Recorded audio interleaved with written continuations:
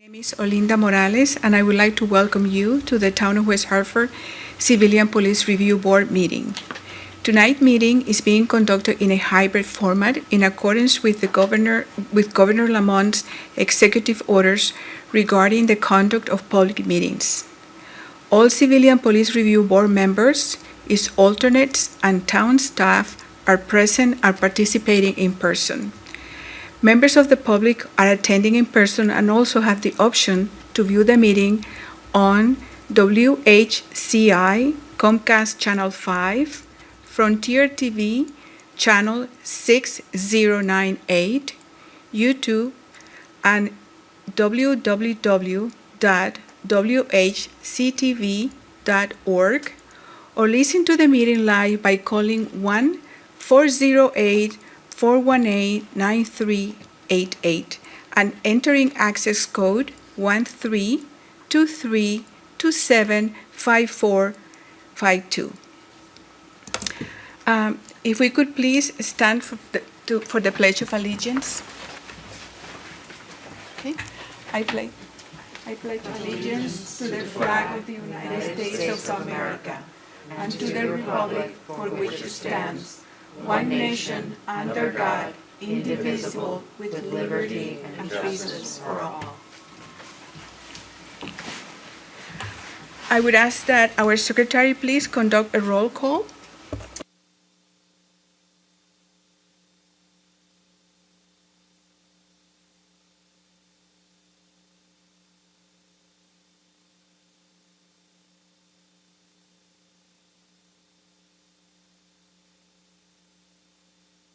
Olinda Morales. Present.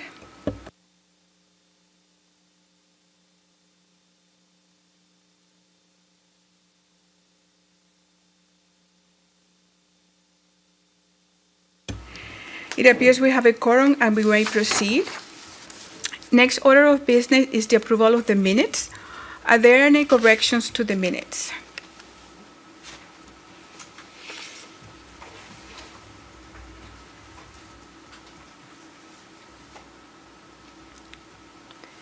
If there are no corrections, do I have a motion to approve the minutes from the West Hartford Civilian Review Board meeting held on June 1st, 2021?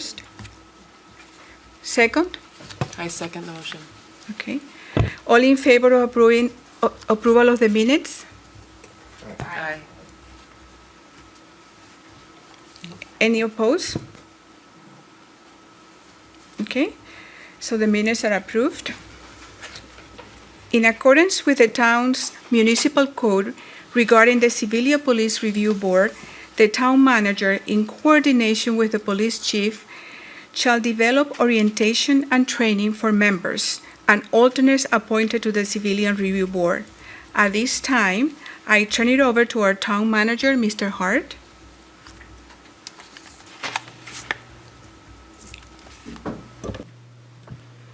Good evening, everyone. Matt Hart, Town Manager. Welcome. Thank you all for coming back a second time on such a beautiful evening.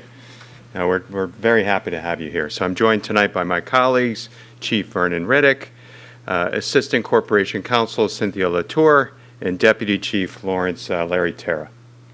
So we do have an orientation we'd like to share with you this evening. We're going to conduct it primarily by PowerPoint. We do have some refreshments as well provided by my office. I would leave it to our chairperson in terms of how she wants to handle that. You know, when you'd like folks to get a meal.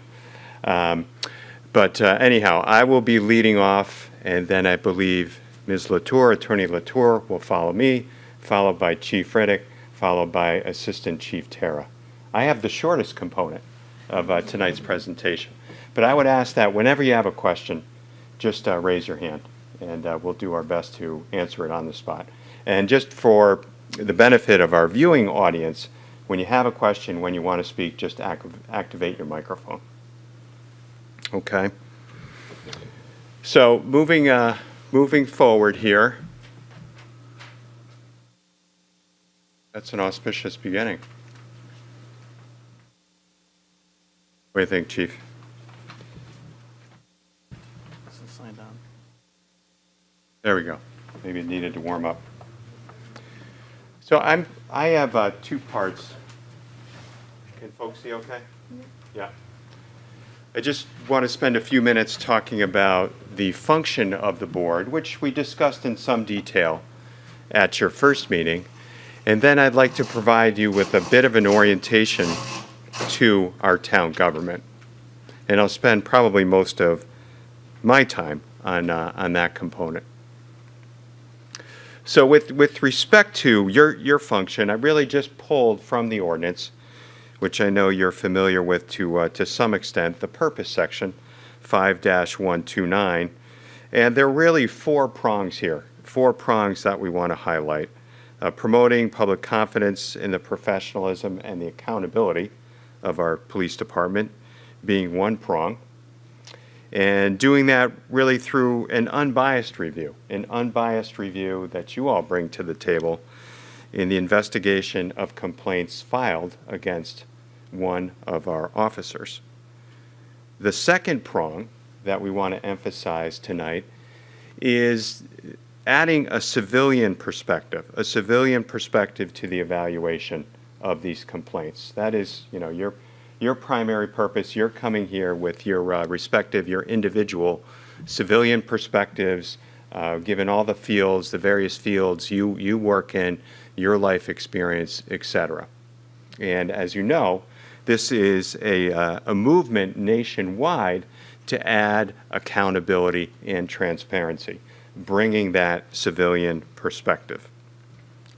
The third prong that we'd like to emphasize this evening is providing a timely,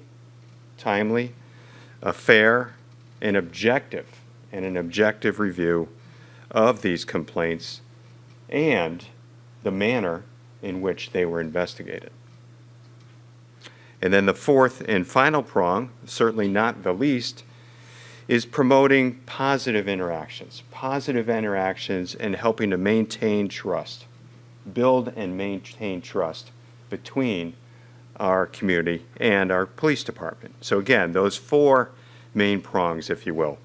Promoting public confidence in the professionalism and accountability of our department, adding a civilian perspective to the evaluation of the complaints, and providing that fair and timely and objective review, and promoting positive interactions and trust.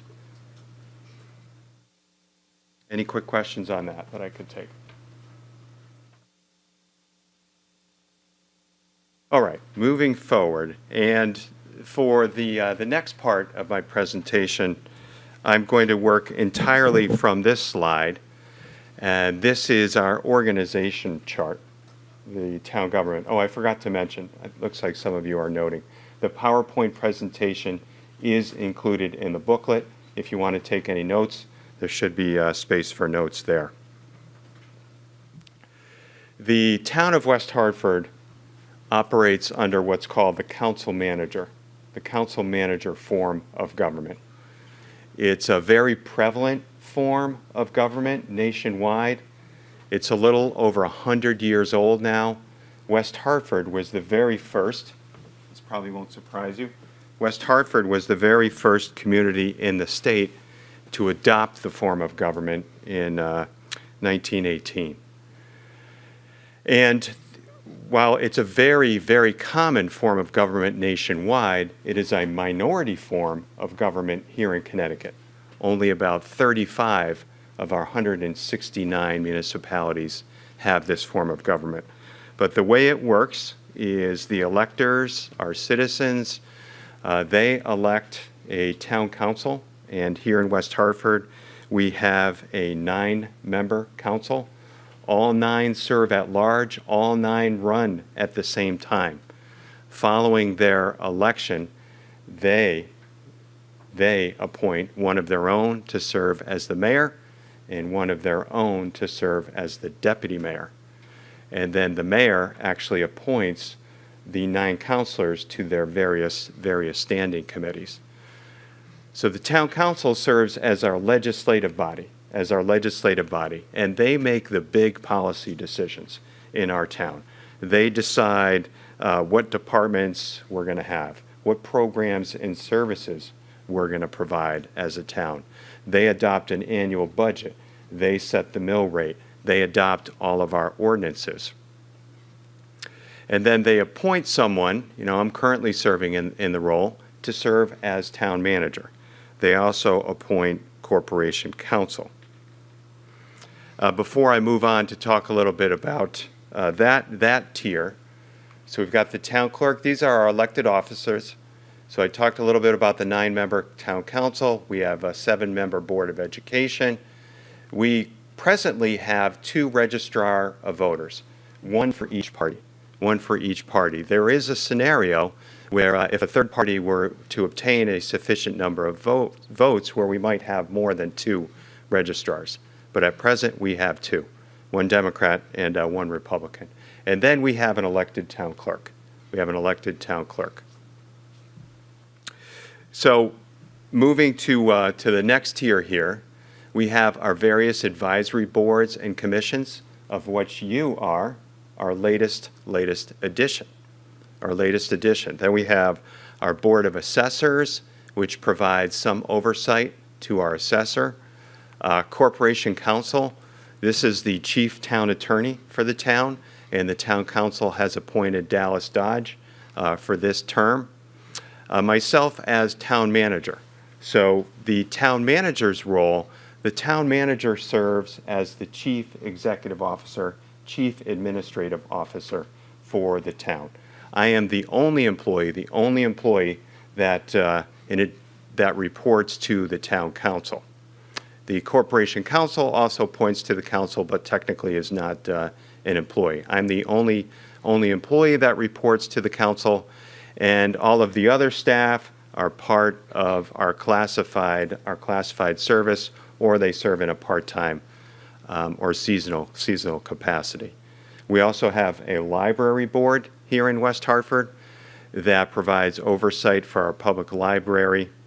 And then the superintendent of schools reports directly to the Board of Education. Now, Connecticut, like every state, has its little quirks. And, some of you may have lived or worked in other states. Here in Connecticut, school districts, especially local school districts, they fall under the jurisdiction of the town in a few respects. So the school district budget here in Connecticut is part of the town budget. In many, if not most states, the school district would be entirely separate. Many times they are on a county or regional based system. But it's different here in Connecticut. We do have some regional school districts, but the vast majority of our school districts are local, and they are part of the larger municipal organization. All of the schools are technically owned by the town, but the Board of Ed has its own authority set out under state statute, and the superintendent of schools reports to the Board of Education. Now, in talking about our form of government, the council manager form of government, there are 2 analogies that I like to use to explain it to people, because my position is not an elected one. I'm not elected, I'm appointed. And oftentimes that confuses people. How can you serve as the chief executive officer? How can you serve as the chief administrative officer when you're not elected to your position? Well, that is by design. That is how our town charter is set up. So in some ways, and the origin of our form of government, it's analogous to a corporation. Think about a private sector corporation where the council is roughly analogous to a corporation's board of directors, and then the town or city manager is roughly analogous to the corporate CEO. So that was the thinking behind this form of government when it was developed 100+ years ago. Another analogy I like to use is that to the Board of Education and the superintendent of schools, where the council in many ways is similar to the Board of Education on the municipal side.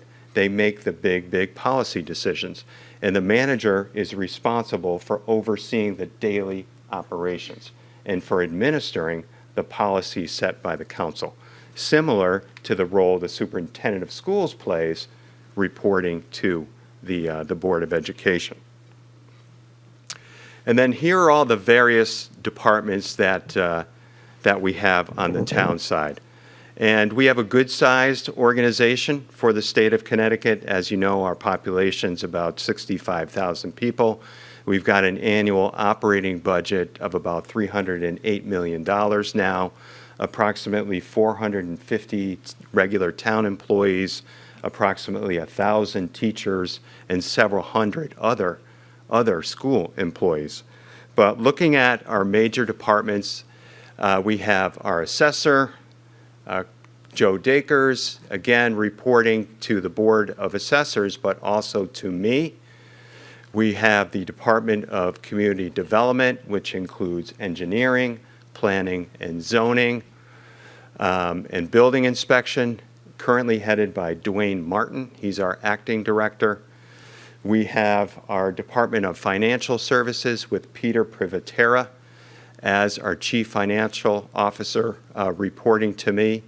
We have our fire department. We also provide emergency medical services here in West Hartford, including advanced life support service, and Chief Greg Priest reports to me. Library services, currently headed by Carol Waxman as acting director. She reports both to the library board as well as to me. Our police department, headed by Chief Riddick, reporting to the town manager. Our public works department, with John Phillips as our director, reporting to the town manager. Then we have a combined department, leisure, which in most communities is known as Parks and Recreation, leisure services and social services combined under one director, Helen Rubino Turco. And then we are something of a leader here in the state of Connecticut. There are a handful of towns like us that have shared departments, shared between the town and the school district. And that allows us to capture an economy of scale and economize our resources, so to speak. So we have 3 of them. The first would be human resources, and it supports both the town and the school district, headed by Rick Ledwith, our executive director for HR. And Rick reports both to me as well as to the superintendent of schools, Tom Moore. I forgot to mention Tom's name earlier. And then we have our Department of Information Technology, headed by Jared Morin, again with Jared reporting to the town manager and the superintendent of schools. And then last, but certainly not least, the Plant and Facilities Department, headed by Bob Palmer, again reporting to both the superintendent of schools and the town manager. So that is just a very quick overview of our organization. Again, we're good size for the state of Connecticut. We've had this form of government in place for a little over 100 years now. Obviously, I have a bias. I think it's served us well in many, many ways. The origin of our form of government really was designed to achieve 2 things in particular. One was merit-based decision-making. Merit-based decision-making at all levels. So let me give you a few examples. When you're hiring an employee, when you're selecting a contractor, when you're approving an ordinance, who's the best person for the job? Not someone who's necessarily politically connected. Who's the best contractor for that particular assignment? Not someone who's necessarily politically connected. So merit-based decision-making, that's one of the hallmarks of the form of government. And then secondly is a real emphasis on ethics. The form of government emerged in the late 19th century, early 20th century. There was a lot of corruption in local government back in those days. And the thinking was this was part of the progressive era, that if you had a nonpartisan CEO and form of government with a real emphasis on merit-based decision-making, you could promote good, strong ethics in government. So again, merit-based decision-making and a real emphasis on ethics being 2 of the hallmarks here. So that's a quick overview I wanted to provide of the town government overall, just to help set the stage for your work. You might have been familiar with most of this, or maybe you knew all of it. Just thought it would be helpful. Can I take any quick questions there? All right. Well, I am now going to cede the floor to Ms. Latour, Attorney Latour.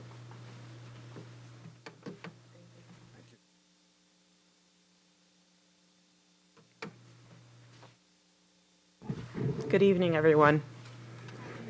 Hi, my name is Cynthia Latour. I'm with the Office of Corporation Counsel, and I am here to discuss with you our town's ethics code, as well as the Freedom of Information Act.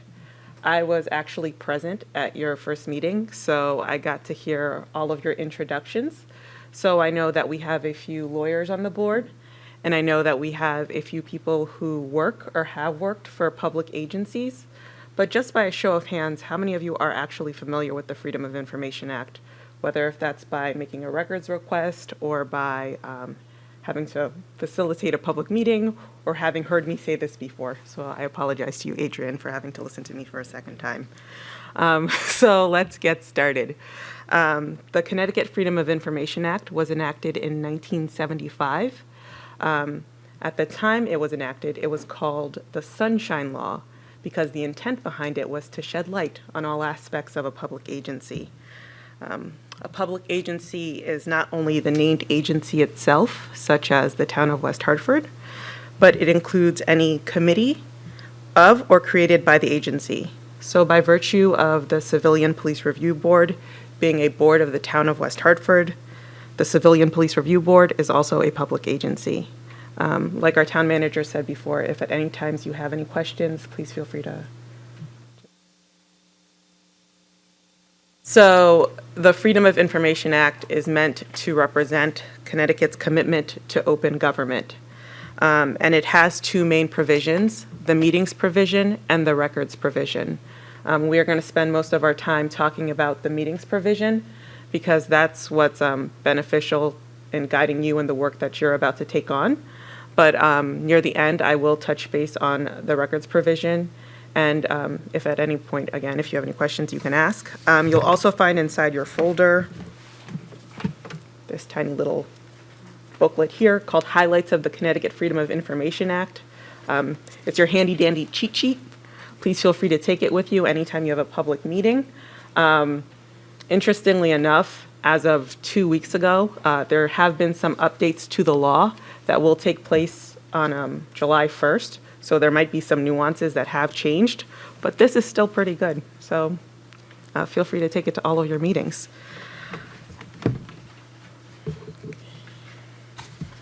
Let's see here.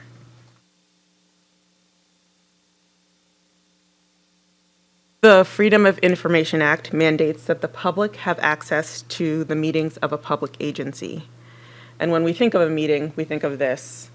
You all sitting here discussing business that you have supervision, control, jurisdiction, or advisory power over. And traditionally, when we thought of a public agency meeting, this is what we thought of.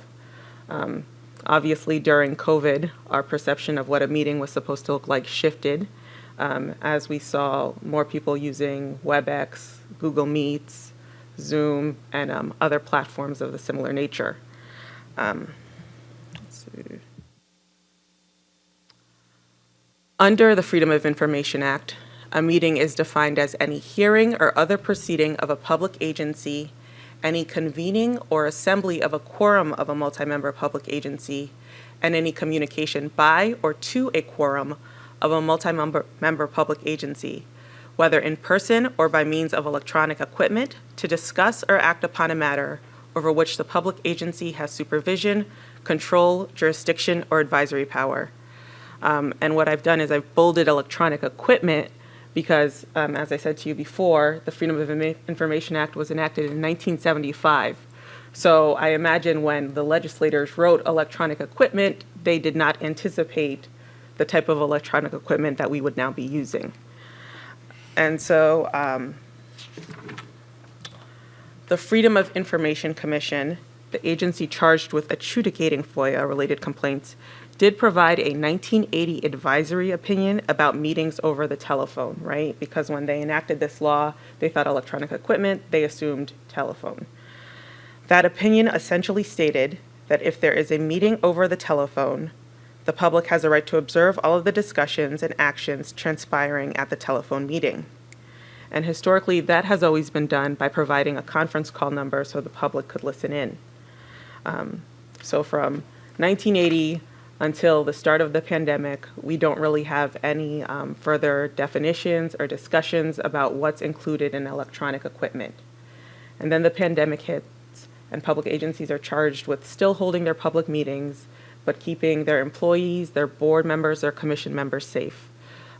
So how do we do that, given that all we have is a 1980 opinion about, what a public meeting is supposed to look like? So the governor issues a number of executive orders that provide some guidance. And as things get better, there's additional executive orders that now define what a hybrid meeting is supposed to look like. And we are currently working under a hybrid meeting where you are all sitting here, but members can also participate virtually. As a result, and this was as of, I think, June 15th, the definition section of the Freedom of Information Act has changed to include 2 additional definitions. So we now have a definition for electronic equipment, which means any technology that facilitates, including but not limited to telephonic, video, or other conferencing platforms. We also now have a definition for electronic transmission, email, because again, we had a law that was enacted in 1975 and no one anticipated email. So I am going to pause right there to see if anybody has any questions before I go on. No?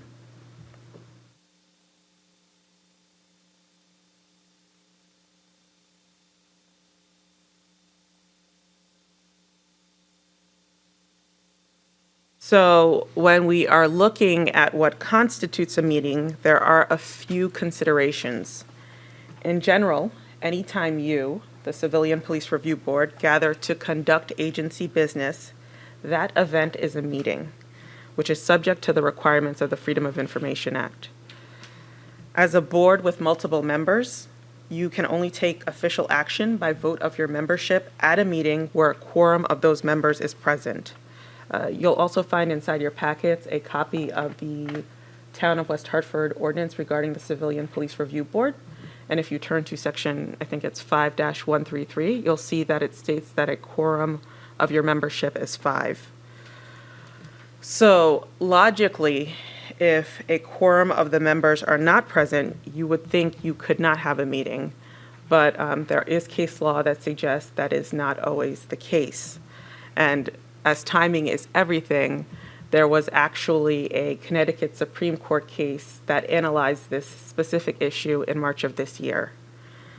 The Supreme Court stated that there are 3 distinct statutory definitions of a meeting: any hearing or other proceeding of a public agency, any convening or assembly of a quorum of a multi-member public agency, and any communication by or to a quorum of a multi-member public agency.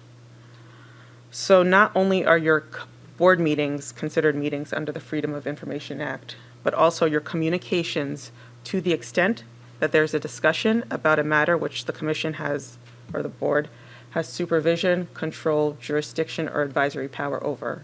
And I'm going to apologize to you now because you will hear me say supervision, control, jurisdiction, or advisory power quite a bit in this presentation.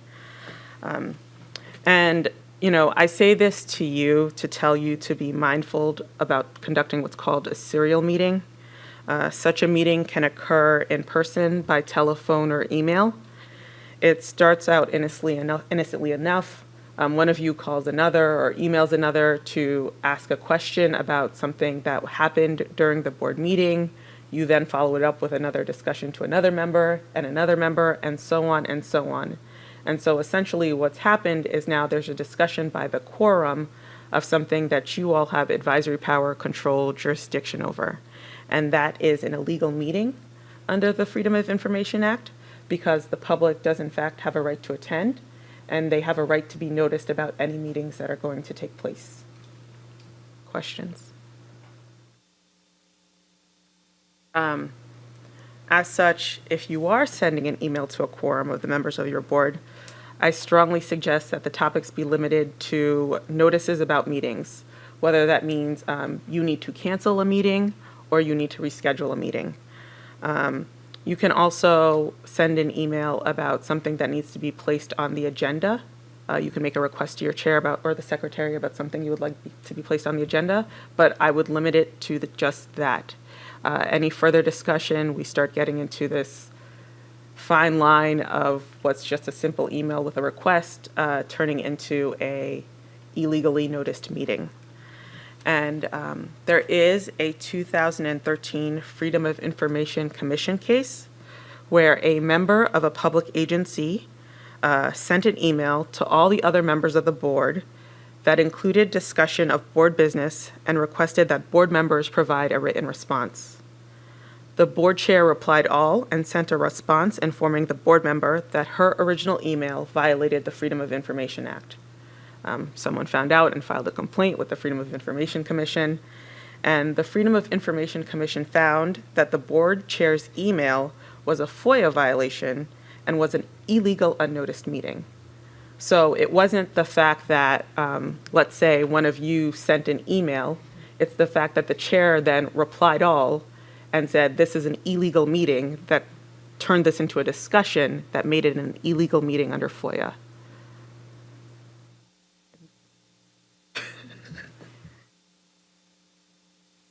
But not every gathering constitutes a public meeting under FOIA.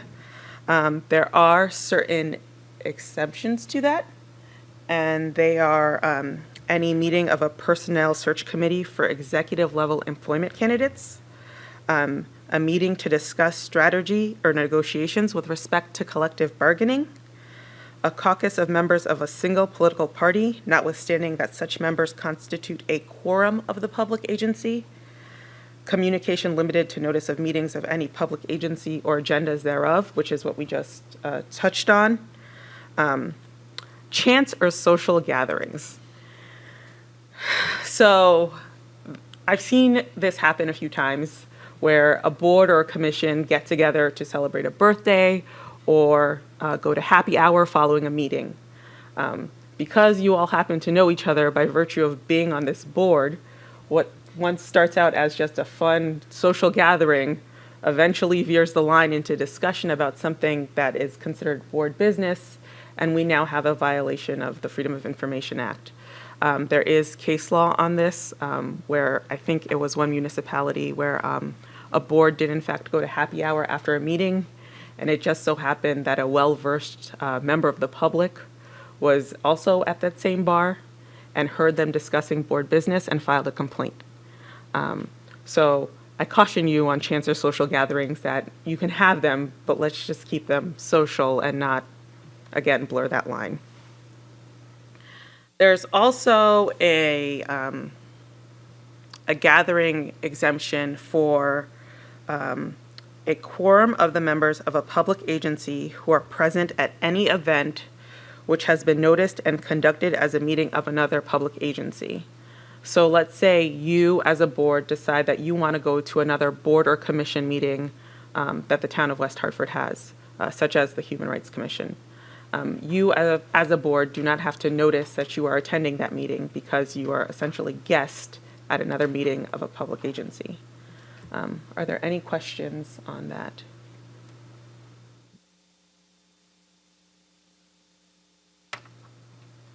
And also, to the extent you ever feel that one of your gatherings might be subject to this exemption, please feel free to reach out to the Office of Corporation Counsel, and we can certainly discuss it before you decide to have that gathering.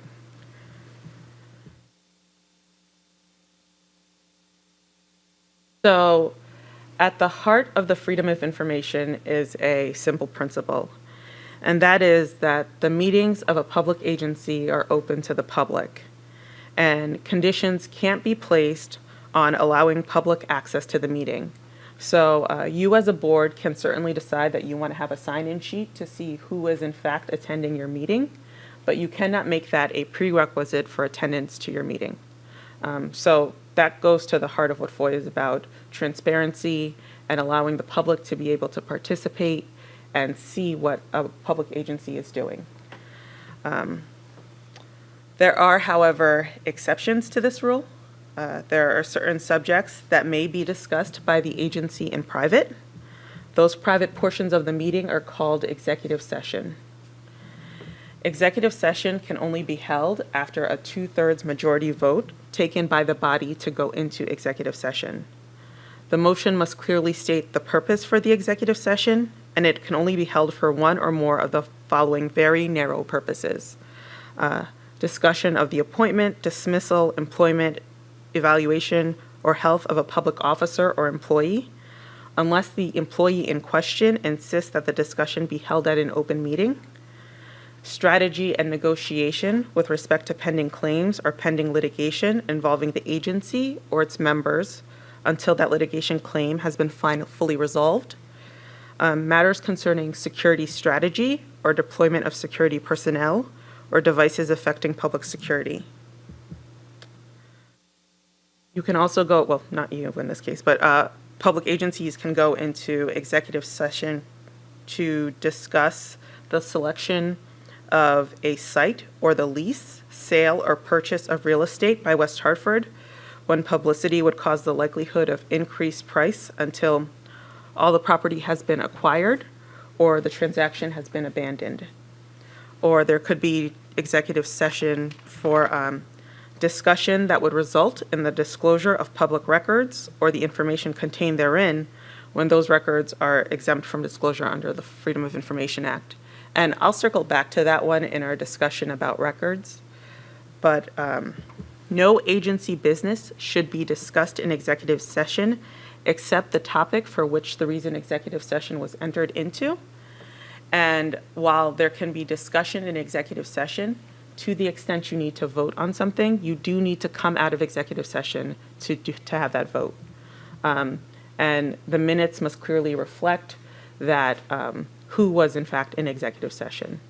So do we have any questions about executive session before we move on? No.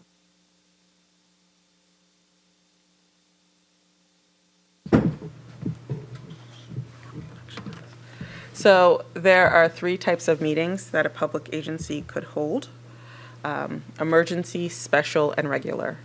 And I'm going to touch on emergency first because it is highly unlikely that the Civilian Police Review Board will ever have an emergency meeting.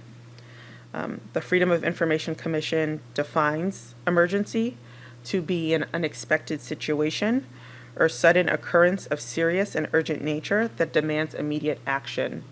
And that's a definition that has also been endorsed by the Connecticut Supreme Court. And historically, you've seen an emergency meeting in situations where a public agency is addressing some type of natural disaster. Otherwise, those are very far and few in between. Most of the time, you, the Civilian Police Review Board, will be holding either regular or special meetings.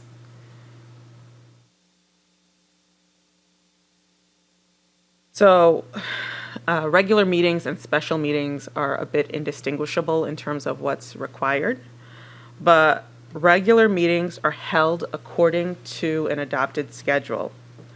The regular schedule has to be posted with the town clerk's office by January 31st of each year. The law states that the first regular meeting may be held within 30 days after the filing of the annual schedule. So I always recommend adopting a schedule for the coming calendar year in November so that you'll be able to hold your first meeting at the beginning of the new year. Special meetings are any other meetings that you may hold during the course of the year as needed. This meeting today is a special meeting. The remainder of your meetings for the year will be special meetings. The distinction between a regular and special meeting is actually in the agenda. Before any meeting is held, An agenda must be prepared and provided to the town clerk at least 24 hours before the beginning of the meeting. For purposes of this rule, only business days count. So a meeting to be held at 8 a.m. on Monday must have a agenda noticed and provided to the town clerk's office by Friday at 8 a.m. And that requirement applies to both regular and special meetings. Any action taken at an improperly noticed meeting is null and void. So the distinction becomes with what you can actually do with the agenda. At a regular meeting, a public agency may consider a matter which is not listed on the agenda.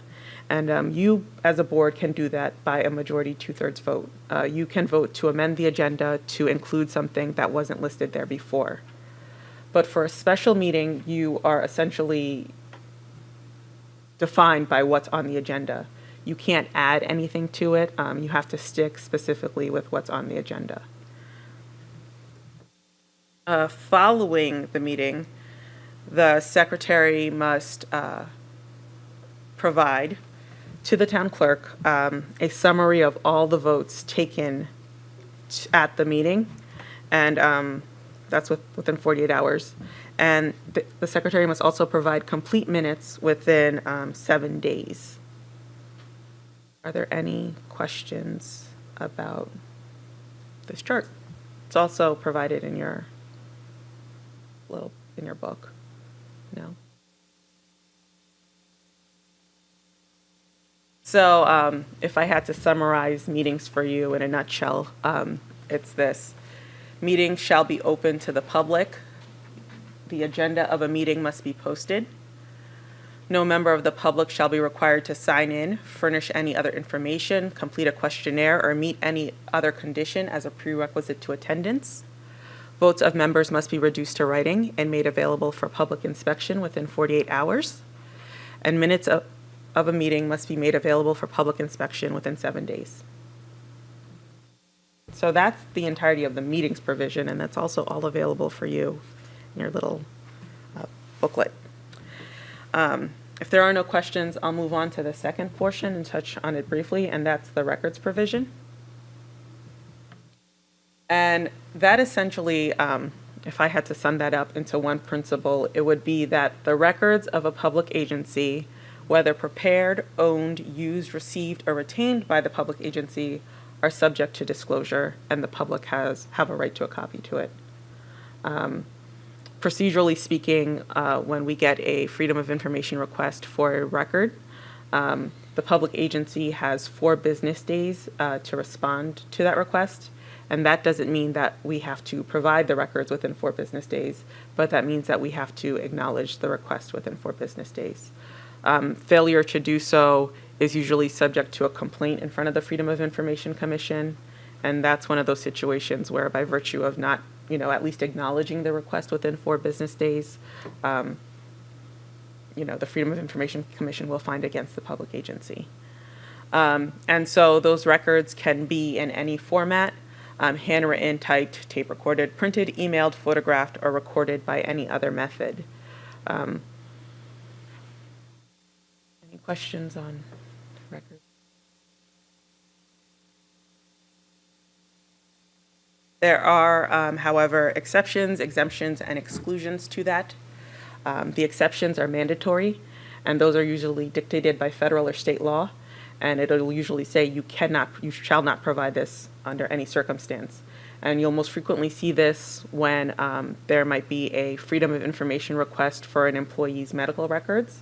Those are subject to HIPAA, and we cannot provide those. You'll see it in a Board of Ed request for maybe a student's file. Those are protected by FERPA, and we cannot provide those. So those are our exceptions. And then we have our exclusions, which are mandatory. And the one I've outlined here is Connecticut General Statute 1-217. And that one specifically says that we shall not provide the personal address of, I think it's 12 distinct type of employees. And so we can't provide, you can't provide the personal address of judges, police officers, firefighters, DOC employees, DCF employees, and a whole other group of people. I think attorneys who are serving as special public defenders or public defenders, their personal home addresses cannot be provided. To the extent that you are ever provided with a completed internal affairs investigation that has, which I doubt you will, has the personal home address of a police officer, it will be redacted before it's provided to you, because that is an exclusion which we are required to adhere to by law. And then we have our exemptions, which are permissive or discretionary. It means an agency does not have to invoke them. There are 24 of them, and they are outlined in Connecticut General Statute 1-210B. I think they're also in your little, another plug for your little book. And the one that you as a board might come across the most is 1-210B3.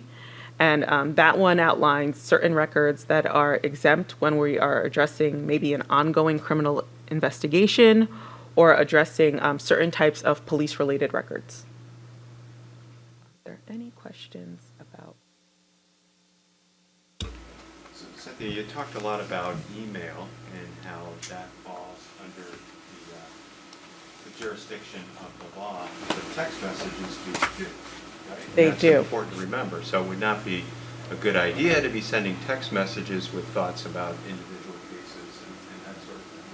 On two notes, right? That wouldn't be a good idea because we're now also violating the meetings provision of FOIA, where you as a group are discussing a matter which, again, there's that term, supervision, control, jurisdiction, advisory power. Matters that you should be discussing in a public forum should not also happen over text messages. To the extent someone finds out that you as a board member of the Civilian Police Review Board are texting, they can certainly file a complaint or ask for a copy of whatever your text messages were in reference to. Any questions? Yes. Follow-up to that, is that only if it's No. also the applicable if it's And I am actually going to go back. So we're back to, a definition of a meeting. Historically, you would have thought it would be only if it's, you're dealing with a quorum, but because there has been some type of ambivalence in the case law, if two members are speaking about something that they have control over, I would not recommend you doing it. Just a question about emails. Will we be provided with a town email address? Just for purposes if there is an FOI request? We can facilitate that. Okay, thank you. But a FOIA request could include someone's personal. It could. They've used it for board business, It could, correct? it could, absolutely could. And, that might be a communication from our office notifying you that a freedom of information request has been made for your email, for your emails relating to Civilian Police Review Board business, at which point we would ask you to provide us a copy. And I have seen that in the past with other boards and commissions. We shouldn't expect that a FOIA request will be provided directly to us. It will go through the town, right? Yes, but it could also be sent to you as the chair, pursuant to you as chair of the Civilian Police Review Board. I am requesting XYZ, and that is certainly something that you could forward to, my attention, and I Okay. could work on responding. But if it's for, I was at so-and-so meeting and I saw Chair Morales texting during the meeting, and pursuant to FOIA, I would like to see what she was texting about, that would be something I would notify you about and ask you for a copy of whatever was being texted during that meeting. Questions? Yes, so what if someone misinterpret what the text was about? I would highly advise that you don't text during a board meeting. Well, not, well, sorry, But let if me you say rephrase. to me that, listen, I was texting related to a personal matter, I could certainly say there is an exemption for personal related matters. So if you want to, say that there was this medical condition or X, Y, and Z was happening or was an emergency, I could certainly respond on your behalf to the requester and say that this is exempt pursuant to 1-210. I think it's V2. Yeah, V2, yeah. So it depends on the context. Yes. Oh, just a brief reminder, I violated the rule. I did not activate my microphone when asking a question, so just remember to do that. Thank you. Any other questions?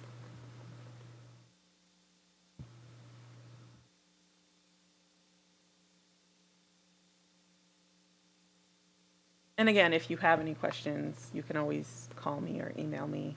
I'm always available to discuss the Freedom of Information Act. Okay, so I actually had that question Yes. here that with all the members. So if we needed to consult with General Counsel, we would send you an email or call you, correct? Yes. Thank you. Yes.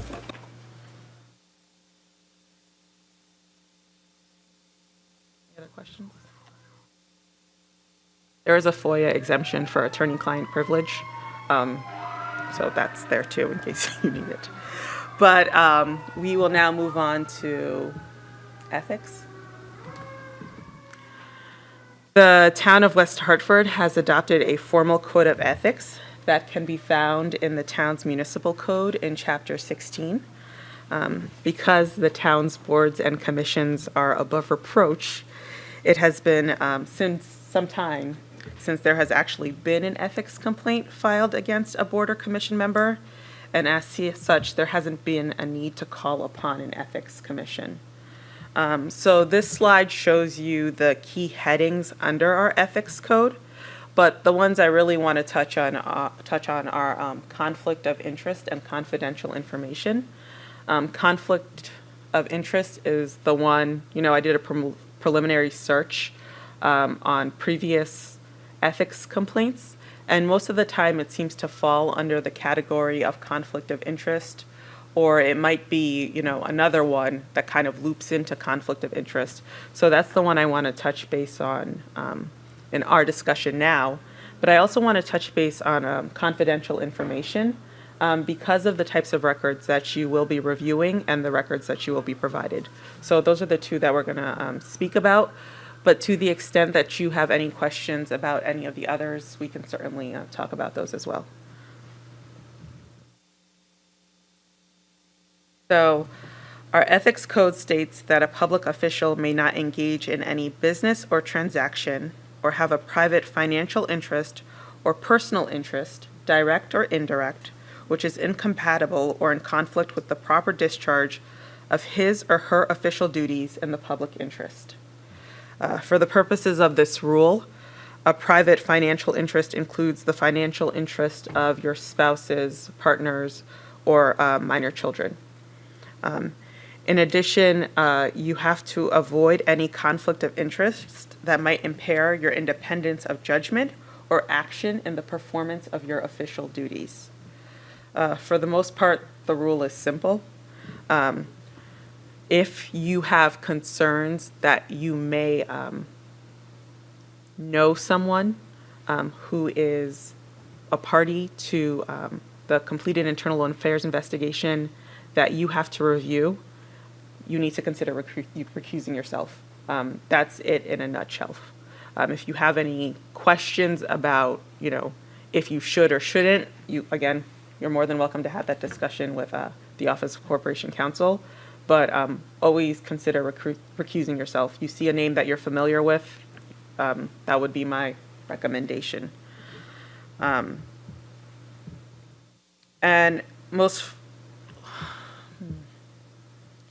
So when recusing yourself, you don't need to disclose the nature of the conflict of interest to your fellow board members, unless you choose to do so. To the extent a board member asks you why you're recusing yourself, you also don't need to elaborate further. You just always want to provide your chair and our staff liaison a heads up that that's what you're doing, so we can rely on our alternates to assist us in that specific situation. Is there any questions about that? Okay. In the same fashion, you should not grant any special consideration, treatment, or advantage to anyone when reviewing complaints. And so this is another one of those where it's not only is it a conflict of interest, but it also falls on the prohibition against special consideration. And again, you might see this in a situation where because you know someone, you might, feel compelled to rule in a way that you wouldn't have otherwise because you happen to know someone who's a party to the completed internal affairs investigation that you're supposed to be reviewing. You should also not accept or solicit any gift regardless of its form or value. If that gift is meant to influence your decision or influence your ability to discharge your official duties or cause you to grant a decision that you may not have granted otherwise. The town of West Hartford doesn't, has a very broad acceptance of gifts provision. We don't accept any gift of any value.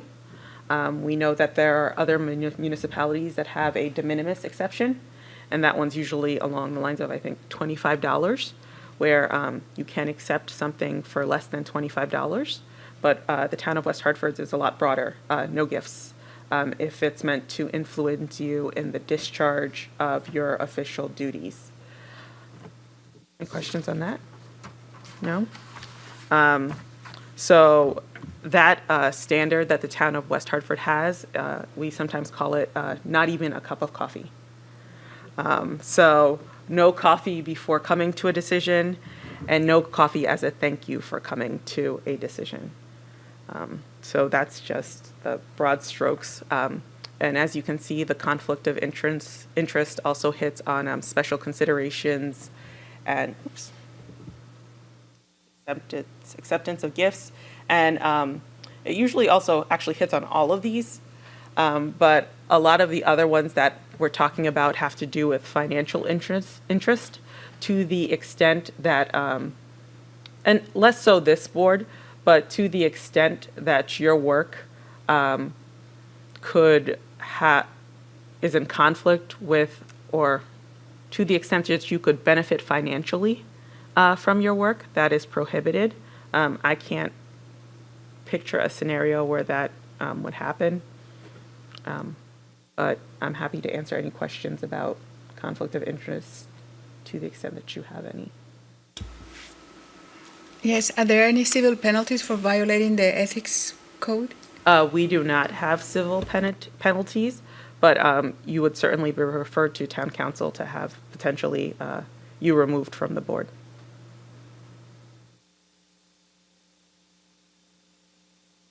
Okay. And then confidential information. You as a board are in a unique position, more so than some of our other boards and commissions, where you will be provided beforehand a completed internal affairs investigation, and that'll be provided to you through the staff liaison. And so our hope and the intent as written in the ordinance is that that will be discussed only at your board meetings.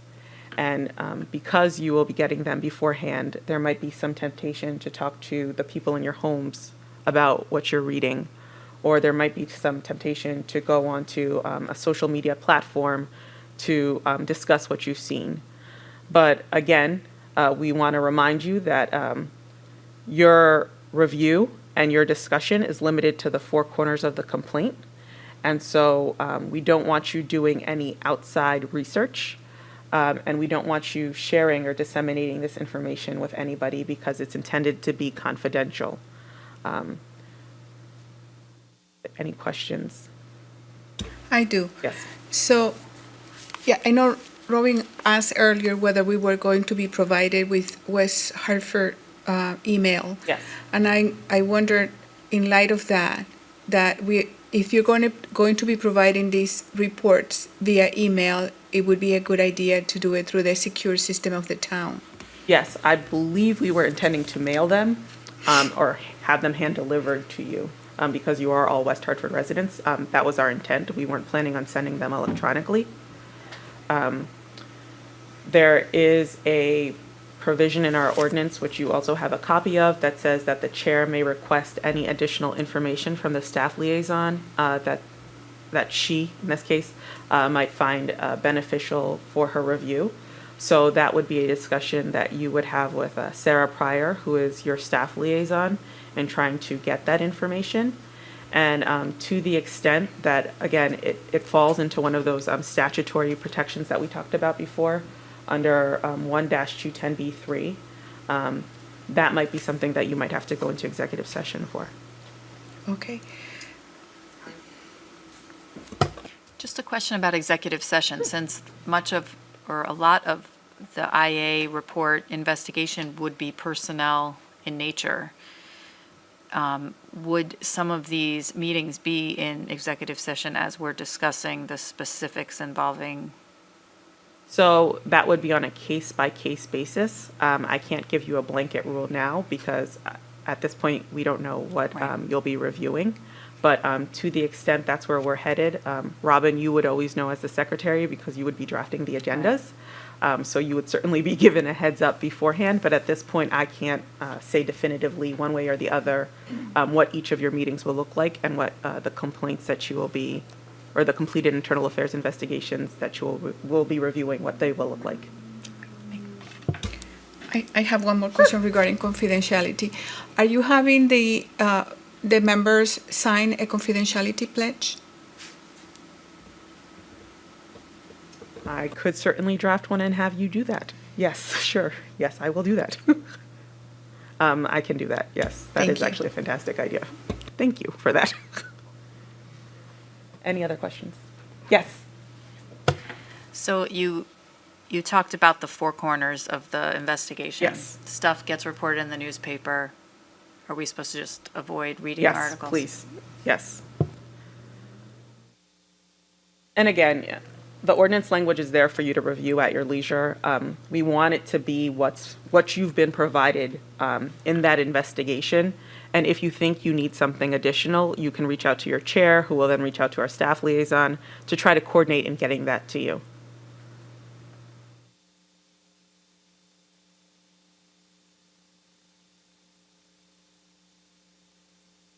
No? So that is my time. I want to remind you that you have this available. If new ones come out, I will show up at your next meeting with one. But I thank you for your time. And please always let me know if you have any questions. I'm more than happy to talk to you about the Freedom of Information Act or ethics. Thank you. Thank you. Does anybody want to eat now? Yes? Yes? Chief, can we eat now? Thank you. My recommendation to get on your good side. It's a good opportunity to take a break.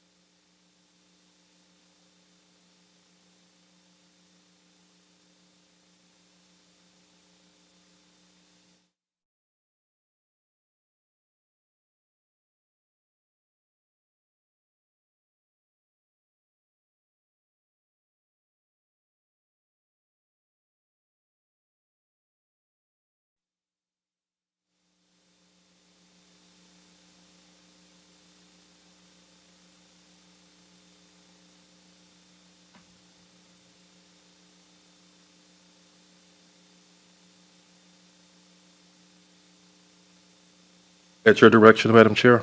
Yes. Okay, good evening, everyone.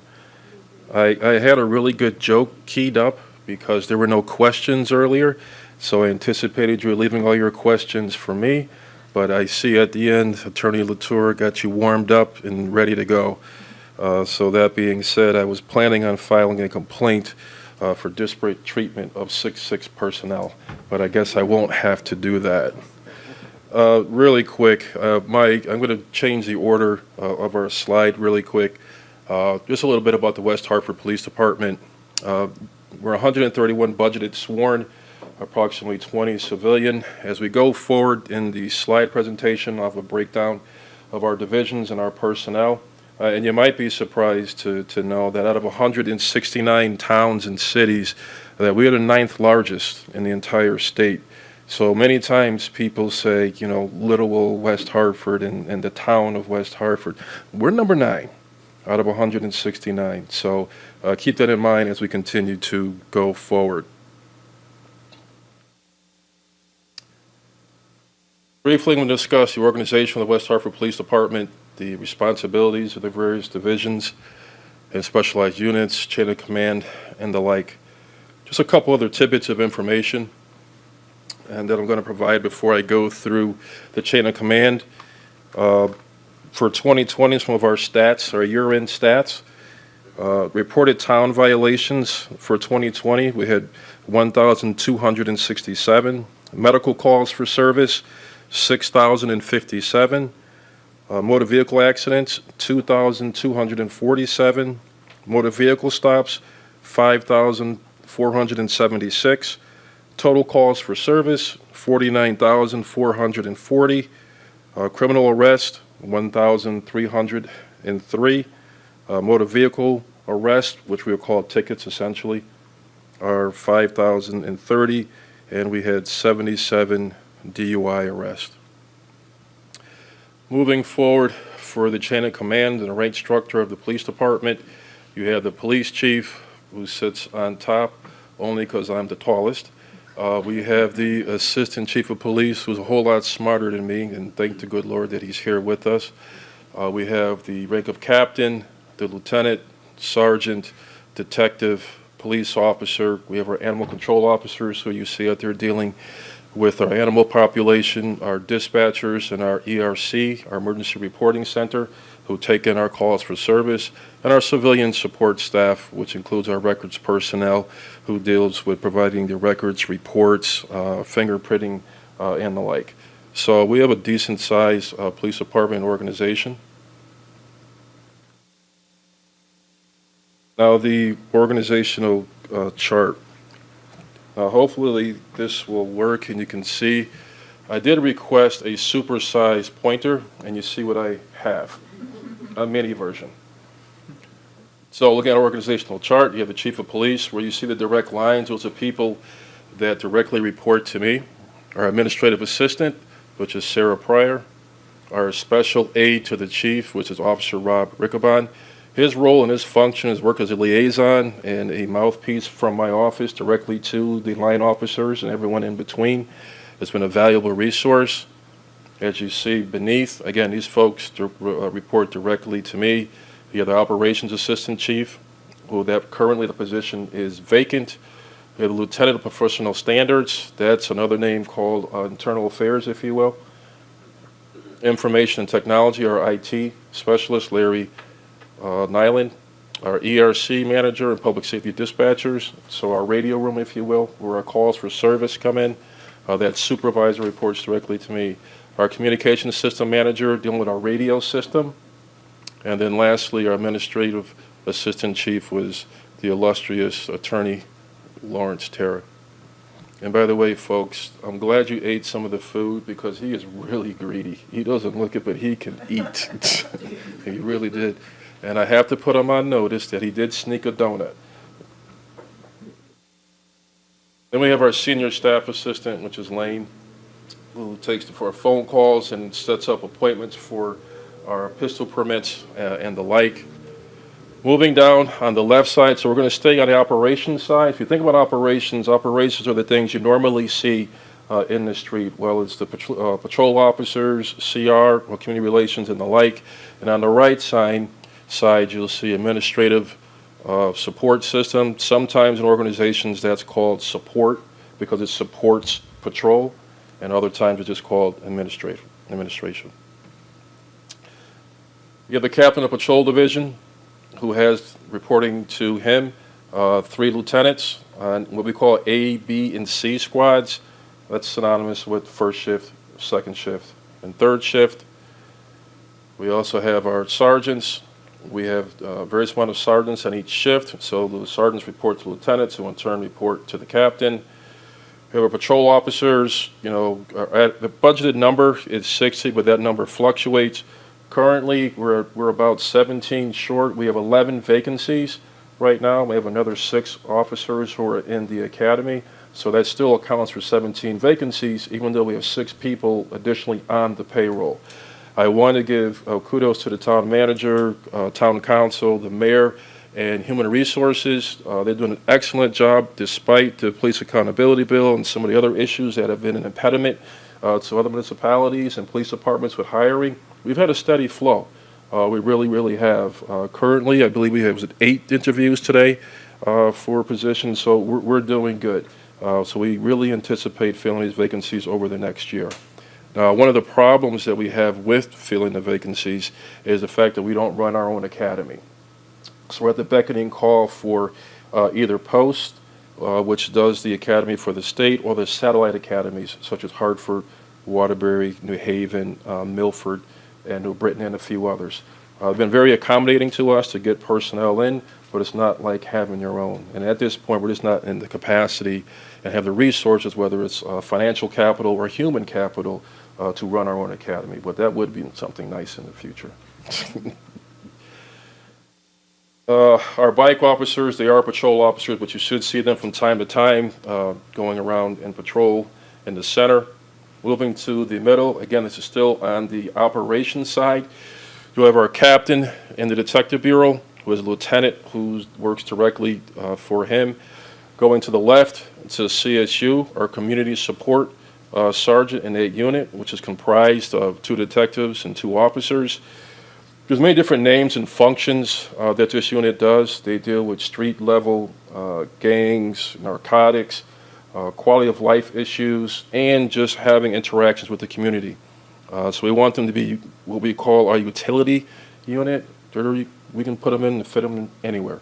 Sometimes they're in uniforms, sometimes they're in plain clothes, and from time to time when we need to, we have them working undercover operations. The difference between plain clothes and undercover operations is the plain clothes is, plain clothes, as you see right here. Other times we'd have them integrated into an operation where you wouldn't know that they're a police officer. They wear all the beards and all the dirty clothes and everything else. You'd never know. You'd look at them and think it was somebody walking in the street or might need some assistance, and it could be a police officer.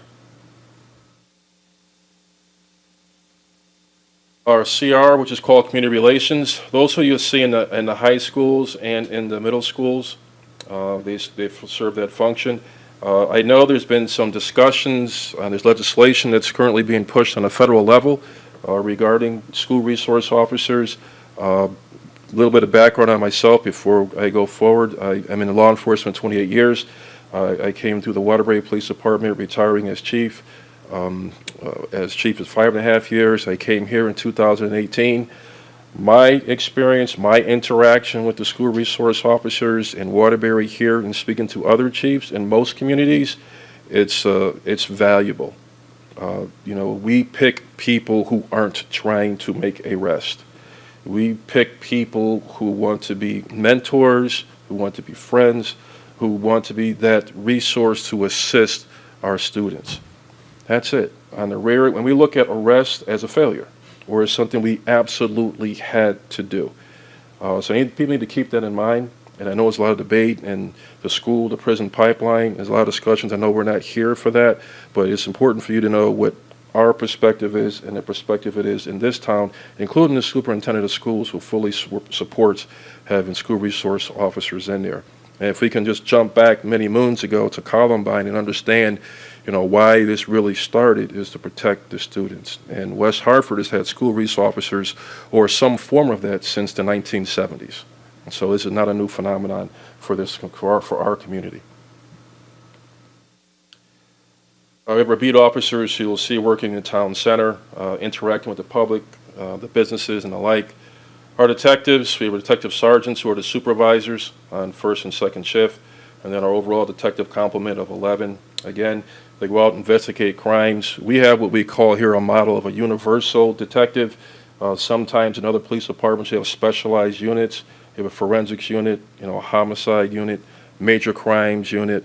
We have entertained that. We might move to that model, but right now it fits. Everybody can do this specific job. They can do crime scene. They can investigate sexual assaults and the like. The one difference is, and I just triggered my memory, when it does come to sexual assaults dealing with juveniles, we do have special officers trained with that. We have 2 detectives trained in that. Now we're going to slide over to the administrative side. We have administrative service captain. That's currently Captain Mike Peruccio, who's actually retiring next week. Deals with a lot of the FOI requests that come in, dealing with records, as well as Attorney Latour and others when it comes to our videos that we have in our in-car dash system. And as we continue to the next fiscal year, in the next few weeks, transitioning over to the body cams, he'll be filtering in with an assistant, a sergeant, to go through those informations, those requests, and reviewing that information. In addition, it's important for you to know with the administrative captain and our training division, which I'll get to shortly, is we review randomly our videos that we have to make sure we're in compliance with policy, in compliance with statute, and just doing the right thing every single day. So we do a lot of internal reviews, which is extremely important. So on these occasions when we do have complaints and things come through, hopefully we can recognize the problems in advance and correct them. Animal control reports to the admin captain. Again, animal control officer, which you see out there right now. Our biggest complaint is what? Bears. Because the bears are coming out and the like. And I'm not a bear expert, but I do know if a bear comes at me that I was told, stand up, yell, scream, don't turn your back, and don't run. You have a question, Madam Chair? No. Okay. I was thinking it was going to be the biggest complaint, dog bites, but no, right, bears. Well, it's seasonal. Yeah, right now it's the bears. They always come around. They're hungry and they're big. We have an assistant animal control officer, and we have our part-time animal control officer and our kennel person who keeps the animal control area clean. Our record in West Hartford is really good as far as cleanliness. As you may be aware, a big issue across the state from time to time is parvo, which gets inside these animal control centers and then infects the animals, which can kill them, and it's a problem. It can get shut down and fined. So we've been really good avoiding that. I don't believe in that, but we have our traffic division, where you'll see the response to our accidents and our speed enforcement, which is also comprised of a sergeant and 6 traffic control officers. We have our training division, which I alluded to earlier. All of our training for our new personnel, our recertification for our personnel. Every 3 years, you have to go for a recert on laws of arrest, our medical research, and the like. So to keep us up and current, we have 2 officers assigned there. Something here on the admin side also, our peer support. West Hartford really has been a setter with this over the years. This group has been together to form for the assistance of our police officers who may need some emotional support and guidance and help. We go to all types of calls for service. I won't bore you with gory details, but between the 2 of us, you're looking at over 60 years of police experience, and I can probably say I've seen everything. And I'm sure he can tell you he's seen everything, but that does not mean tomorrow we might see everything plus 1. And over time, they have what's called this is full, but eventually it keeps getting water. And these are the events. This water is an event. We're close to the top, and without the appropriate levels of relief, it's going to overflow. If you squeeze this with the top off, it's going to overflow. How does that manifest itself? Domestics, alcohol, divorce rate, which in law enforcement, I think it's like 70%, something ridiculous right now. Everybody I know is on at least their second marriage or so. So it's very important as we go forward in our jobs and our duties to provide excellent police services, quality police services. There has to be an internal mechanism in place to show our officers and our personnel that they care. One thing we also do very, very well here is I don't get notified about the peer support issues. I don't get notified of the details unless that officer or that personnel is a harm to themselves or others. That's the only time. And that is really good. They need to understand it's confidential. They understand they can go to their fellow police officers who are trained with this resource, and that'll be kept confidential. We've had a couple really bad calls over the last couple of years with some traumatic situations, and our officers have reached out. And if you were to ask me, and I'm sure Assistant Chief Tara would agree with me, what has changed exponentially from the time I started back in 1993 and you started in 90 or 92 is officers' willingness to seek help, officers' willingness to talk to someone and to look for some guidance and support. That's a good thing. It really, really is. So we do that very, very well, have done that well, and will continue to do that well going forward. And last, but certainly not least, because we cannot survive without the folks in our record division. As our records division, we have assistant record supervisor, staff assistants, and some part-time assistants. If patrol is the total backbone of our organization, then the brains is really the records and the tendons and the bones that really keep us together. They deal with the public, they provide resources, they provide information, and they're just vital. I know I could not do my job without them. Hugh couldn't do his job without them. And we're just very blessed to have competent people who truly care. There's one thing that if you would say, well, what separates West Hartford from, there's a lot of things that separate us from other communities. I'm not saying we're better. I don't think that's fair to say that, because sometimes we like to say, well, we're the best police department ever. Well, you know what? When I was in Waterbury, you know what I said? It was the best police department ever. So now I'm here, I'm going to say that. But what I will say is there's no other police departments who are better. There are no other communities who are better. So we might be equal, but there's no one better than we are. And we continue and continually strive for excellence, professionalism, empathy, and caring.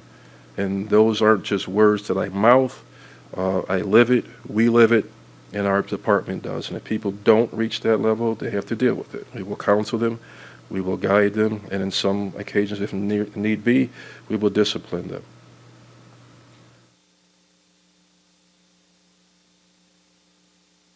Assistant Chief Tara. So, just a couple other things, and I'll entertain any questions. A little bit more about my background, and it's appropriate for here. I have worked in internal affairs when I was a lieutenant in Waterbury for close to 3 years. I've investigated police officers, I've arrested police officers, I've suspended police officers, I've given written warnings to police officers, I've counseled police officers. I've gone to arbitration over suspensions and terminations. You name it, I've fortunately or unfortunately have had that experience.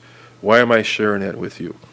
Not afraid of controversy, not afraid of transparency, and not afraid to fire somebody if necessary. Open and transparent. I will answer any question that I'm able to answer. I'm not going to BS you. If I don't have an answer, I will say I don't know, or I will tell you I cannot answer that. And if I can, I'll provide you with an explanation as to why I cannot answer that. I believe in hitting issues head on. I welcome this board that's put together. I really have zero concerns. I know we talked about this, last time briefly when I came up here. I don't. I think it's an excellent opportunity. And it's called training, but we're not training. This is an orientation. So I like that you captured it as an orientation. This will be an exchange of a discourse, of exchange of ideas, discourse of conversation, and we can possibly learn something. I think it's very good sometimes to have outside eyes to look at things, and it refreshes our memory, because sometimes whatever our jobs are, what happens to us sometimes? You see these barriers you have right here? We get caught in our little silos in our view at looking at things. So my family keeps me grounded. My friends keep me grounded. and you guys will keep all of us grounded, and the public keeps us grounded. And you know something else keeps us grounded? He definitely keeps me grounded. That being said, I'm open for any questions regarding anything, police-related, PD-related, or current events, whatever you might have. Yes. Hi, Chief Reddick. I was just wondering if you could kind of touch on the information technology specialist as to what that entails, please. That's our IT specialist, takes care of all our IT functions, whether it's our computers, our cell phones, our in-car video, our MDT, mobile data terminals inside our cars, or computers inside our cars, our e-tickets, our little mini computers that spell out the tickets when we have motor vehicle stops, you name it, all of the above, anything dealing with that. And sometimes, because of the way our radios are, there's an integration between IT and our communications system manager, that position, because things are going digital. So those are integrated together. Thank you. How diverse is your workforce? Currently, our police department is 88% white, 6% black, 4% Hispanic, 2% Hispanic, and 4% Asian. So that should equal up to 90%. 100%. Yes. When you guys, as you start the process of phasing in the body cams, are you going to phase out the dash cams as well, or are you going to use them as another tool? No, it's going to be both. We're going to continue with the dash cams and the body cams. Currently, we've had the dash cam since, I believe, 2014 or 2015. So again, sort of ahead of the curve. The town manager, actually, when I first came here in 2018, we started our initial discussions regarding body cams. They are expensive. We solicited bids. We're in the process now of making our final selection. Actually, I just got an email today on a recommendation from our internal panel on a vendor to select. So we'll have a follow-up discussion with that. But just to give you an idea, it's like $1.2, $1.3 million. And a lot of those costs are annual costs of probably upwards of $200,000 annually. So not cheap.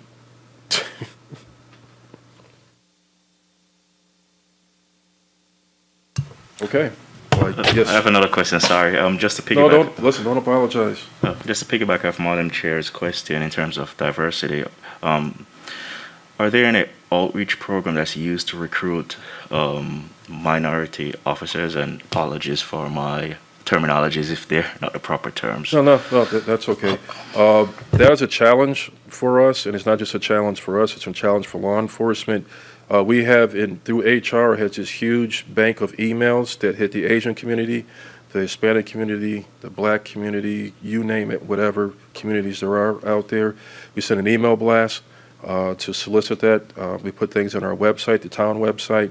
I personally, as a representative of the police department, have been on television promoting and seeking minority representation. I've been on radio doing that. I've reached out to the NAACP. This is personally. NAACP, Hispanic Coalition, Hispanic and Puerto Rican Caucus, you name it, we've done it. It's difficult challenge. What we truly need and what we found during surveys in the past, my previous job and some of the things now, is word of mouth. The biggest advocate, the biggest recruitment tool, the biggest voice and most influential voice is word of mouth during current personnel and family members of officers. One thing I've asked for people who know me and know others in the police department, speak up the job, the profession. What we have and what we're fighting against are centuries of injustice with law enforcement. Many of you may have seen me speak on this topic before, so I won't bore you again. We have to overcome that. We have families that tell their children, black and brown children, don't be a police officer. Why would you want to do that? They are no good.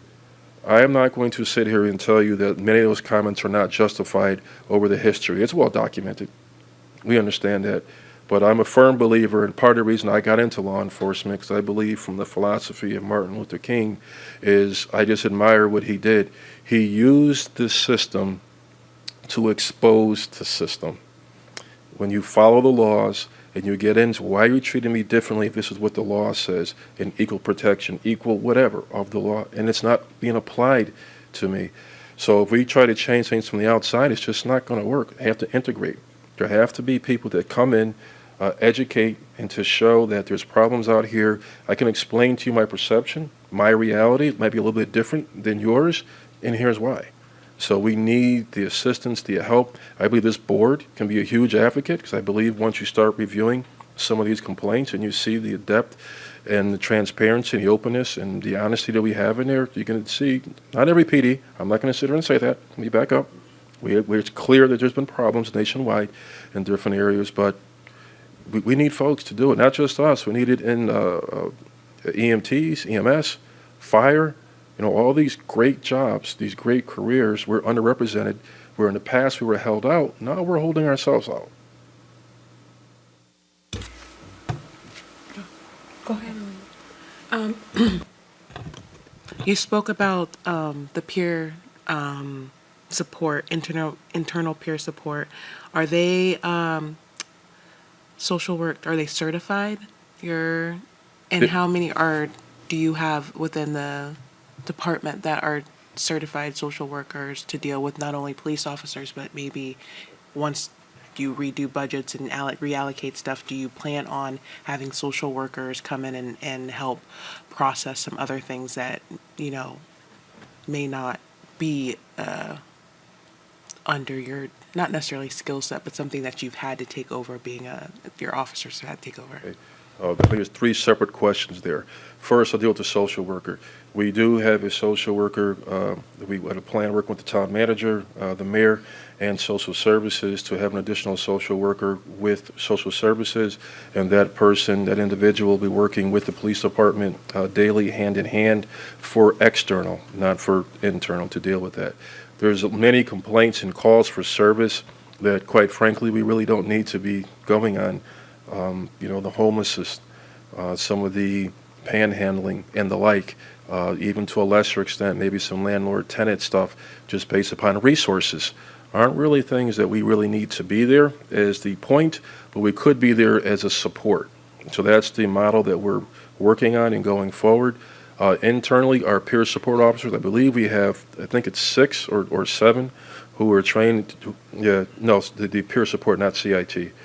So, I think we have like 7 or 8 peer support officers who have go through training for this internal, for the counseling. We also have EAP and our provider with that. So where we have trained psychologists, psychiatrists, and those services to take care of that. This is something that we identify at our level, and then it gets beyond our capacity, we punt to the professionals and the like.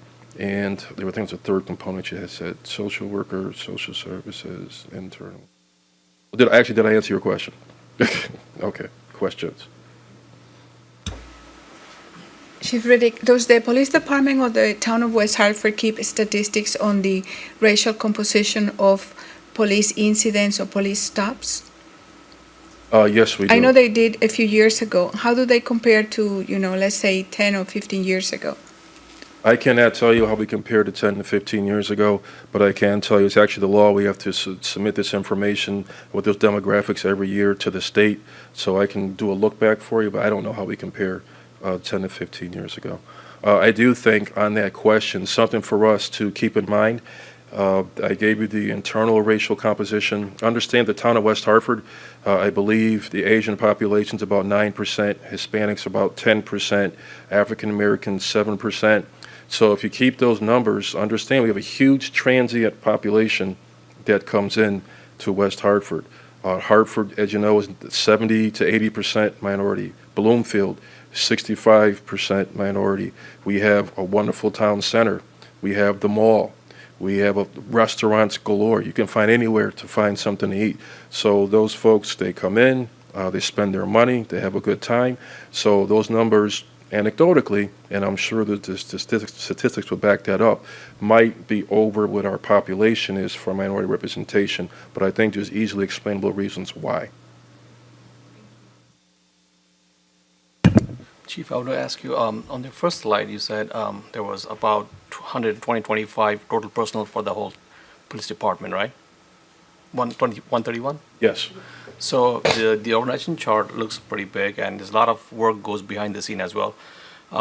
Since West Hartford is number 6, 7 largest town in the state, 9. 9. Do you have enough personnel to cover all the calls, all the workloads, everything, or I mean, just You're trying to get me, is this a setup? Is this the ringer? Is this the ringer question? What did I say, sir? That I'm open and transparent and honest? I believe we have enough personnel sufficient to provide the quality of services that we need for this town, but you're never going to hear me say I would not mind having more police officers. That helps keep my job, right?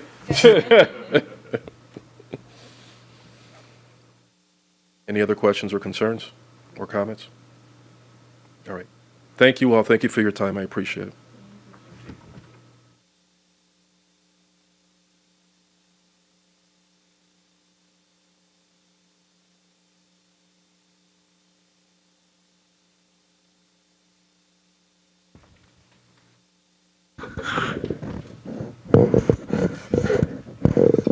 He's a foot taller. I mean,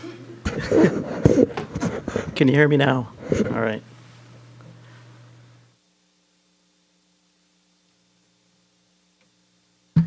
I'm going to bat clean up here. These 5 items, I should tell you about myself as I'm supposed to. I've been here a year and a half. Feels like 10 years, but I've been here a year and a half. I'm an assistant chief, as the chief said. I will tell you, this is my 4th PD, and it's not because I got fired, okay, from the others. 5 years at Bloomfield Police Department. I worked patrol, ESU, which is SWAT team stuff, and undercover. Then I went to the state police. I did 20 years as a trooper. At the state, I worked as the boss did. Internal affairs was one of my assignments, investigated police officers and so on, among other things. Major crime squad, investigated the serious cases and all that. I finished up at headquarters. I was a commander of a couple units, and then I went to Canton. I started in Canton. I did 8 years there as second in command, and one of my primary responsibilities was oversight of the internal affairs function. So I'm used to investigating police officers and reviewing the investigations and all that. Now I'm here in West Hartford. I told the boss this is my last stop, hopefully. Okay. Along the way, as you mentioned, 2 police academies, 8 years in the Coast Guard and boot camp, and I couldn't get enough, so I went to law school for 4 years. Many of you know what that's like. It was fun, right? Want to do it again? I don't think so. Anyways, it's true. You can relate. Anyway, so that brings me here. I have a couple slides. And there's 5 things that I wanted to cover. In my presentation, it's going to cover them all, but maybe not in that A through E. It might jump around a little bit. So we're talking about misconduct investigations, the procedures and practices, which this is going to be your bread and butter. This is going to be the meat of what you do. State and local laws relating to peace officers, personnel actions, rights and privacy. Interviewing and report writing, collection and preservation of evidence, sources of information, and due diligence standards and timeframes to do the investigation so it comes to you. In your packets, you should have this professional reference directory. It was too lengthy. It's about 9 pages, and I couldn't put it on the PowerPoint because it's just too involved. But I'm going to give you the highlights of it. I believe they're allowed to take this afterwards and review it. So at your leisure, you can go through it, but I'm just going to give you the high points if that's okay. Just to put things in perspective, everybody has a job. And usually how should I put this? When you screw up at work, what usually happens? Maybe you get disciplined, you get suspended, what have you. When a police officer screws up, there are many different avenues for them to be disciplined, terminated, their certification impaired, whatever it is. So keep that in mind when something happens. We have, within the police department, 240, this is one PRD, it's called Professional Reference Directory, that has to do with complaints. We have 247 of these covering every aspect of what the department employees have to do. Bless you. For example, we have them on how they should dress, how they should handle calls for service, how they should drive the police cars, how they should arrest someone, the process that they go through, how to, the booking process, how to inspect their vehicles for their safety and members of the community. So again, there's 247 of them, and any one of those could be a violation that you see. That's how in-depth this is, okay? Again, I'm going to go through this one because this is a citizen complaint component, which at some point you will get the results of this. As a result of, let me start by saying the Connecticut Police Academy, it's called POST, Police Officer Standards and Training Council, which luckily for us, our chief is one of the members of it. Okay, they govern police departments in this state. They come out with policy. They come out with general notices, and most of those notices are consistent with statute. Okay, statutory law. One of these, and then this, every police department years ago would take complaints various different ways, and they had their own rules. And the Post Council said, no, we're going to standardize this across the board for the entire state. So we're consistent. They passed a public act, which is what this PRD is based on, Public Act 14-166, and the general order from Post. And it says, this is how every police department in this state will handle complaints, okay? Number one, let me just read you what the purpose is so you understand. The purpose of this policy is to comply with Public Act 14-166 and to provide a procedure that will accept, process, investigate, take appropriate action upon, and resolve complaints from a member of the public alleging abuse of authority, corruption, criminality, poor or slow service, and other misconduct or malfeasance on the part of the agency personnel. Malfeasance, wrongdoing by a public official. So this is all-encompassing, all right? That's why we thought it was important that you got this today. I heard that at the last meeting, well, how do we take the complaints? Okay? Based on the directive from the state, we take complaints in writing, the old-fashioned way, by mail, telephone, or TDD. Do you know what TDD is? TDD is when someone who's hard of hearing, they actually will call in to our PD. It could be 911 or routine, and then the dispatcher picks it up, and you hear kind of like a fax signal coming through. It automatically switches to a screen where our dispatcher and that individual can type back and forth. So we can take a complaint against a police officer through that method as well. Facsimile, old-fashioned fax, we can take it that way. Email, in person, anonymous, or even a third-party complaint. If somebody shows up and says, listen, I know about a situation with a police officer and the person's afraid or they don't want to get involved, that third party can come in and lodge a complaint, and we'll take it. Somebody can send us a complaint any one of these ways and be anonymous, and we will still investigate it, okay? This policy, it specifically says that there will be no retaliation in any form by any member of the department for any member, any person or any member of the community making a complaint against anyone. It'll be, they'll be disciplined and they'll be investigated for it, all right? No questions shall be asked of the complainant regarding their immigration status. It's not our job. We don't ask. We don't care what your immigration status is. If you come in and you want to make a legitimate complaint against a member of the department, we will take it, and we'll never ask if you're undocumented or not. Okay? Officers who withhold information, whether by not telling us someone has come in to make a complaint, or they're alleging a complaint, or anything in between, are subject to disciplinary action. The boss, my boss, has already told you he will discipline people or terminate them if they need to be terminated. Okay. Again, as soon as a complaint comes in, we assign, it comes right through to the chief's office. They assign a citizen complaint number to it. It's like a case number, so we can track it all the way through. Okay. Complaints are provided, complaint forms. We'll get to the form in a minute. It's in the back. But just so you know, nobody has to fill out the form if they don't want to. They can make a phone call. They can send us an email. They can call anonymously. They can do whatever they want. We will still investigate it. Okay. The form just makes it easier because it helps people focus their thoughts to fill out what we will need to move forward. Because even if they call in and they're not sure if, the joke was, the chief said last time, if they write it on a napkin, we'll take it, but we still have to get the details because we have to narrow down the date, the time it happened, who the officer is, so we can do our jobs and get the information together, investigate it thoroughly, and get it to all of you. Okay?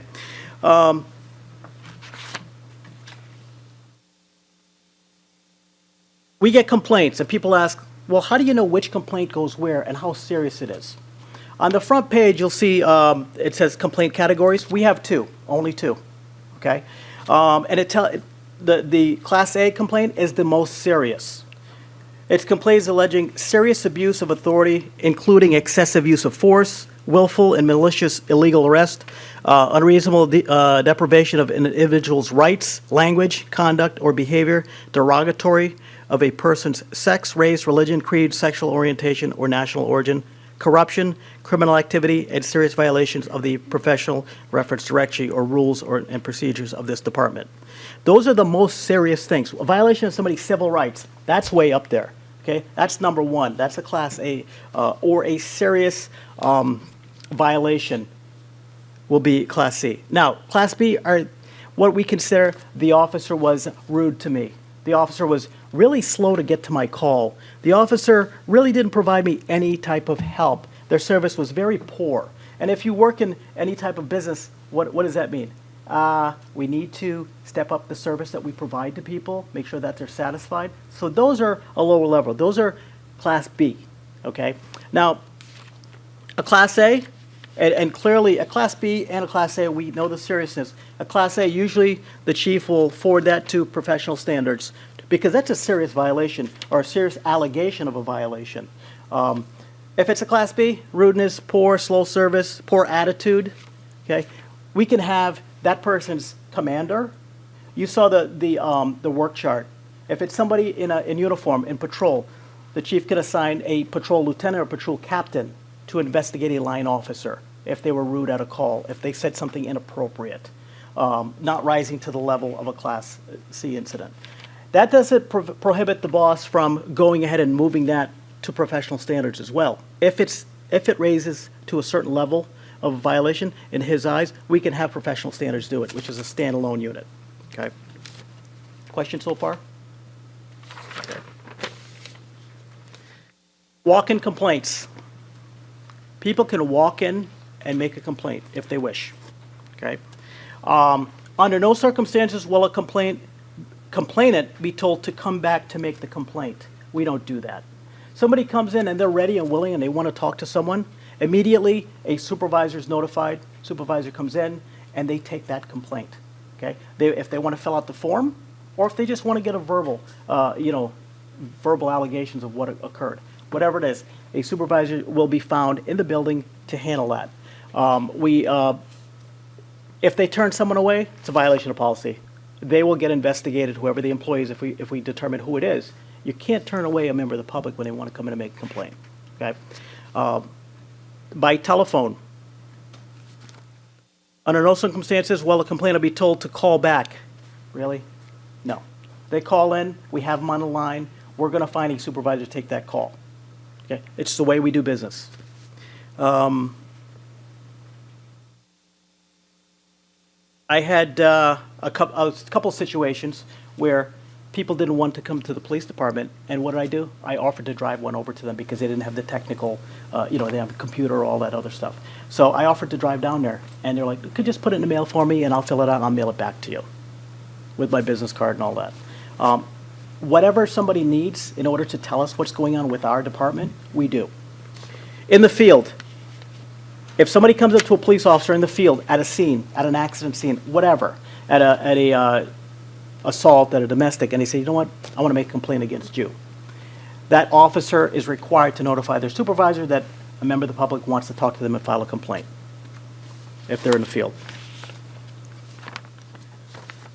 All right, let me give you the next one. A lot of pages to this policy. I don't know who wrote this.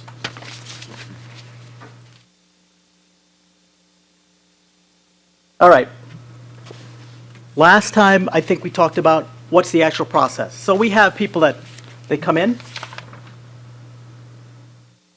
and they file the paperwork, or they give us the, hold on, I lost the page here. Oh, This is very important. If somebody comes in and the first person they see is the officer or the employee they're making a complaint against, it specifically says in here, you can't take that complaint. I mean, so they have to find someone else, another supervisor, to take the complaint, because we know how that could be interpreted. If someone withdraws a complaint, they come in and they say, you know what, I changed my mind. We still go forward, we still look into it.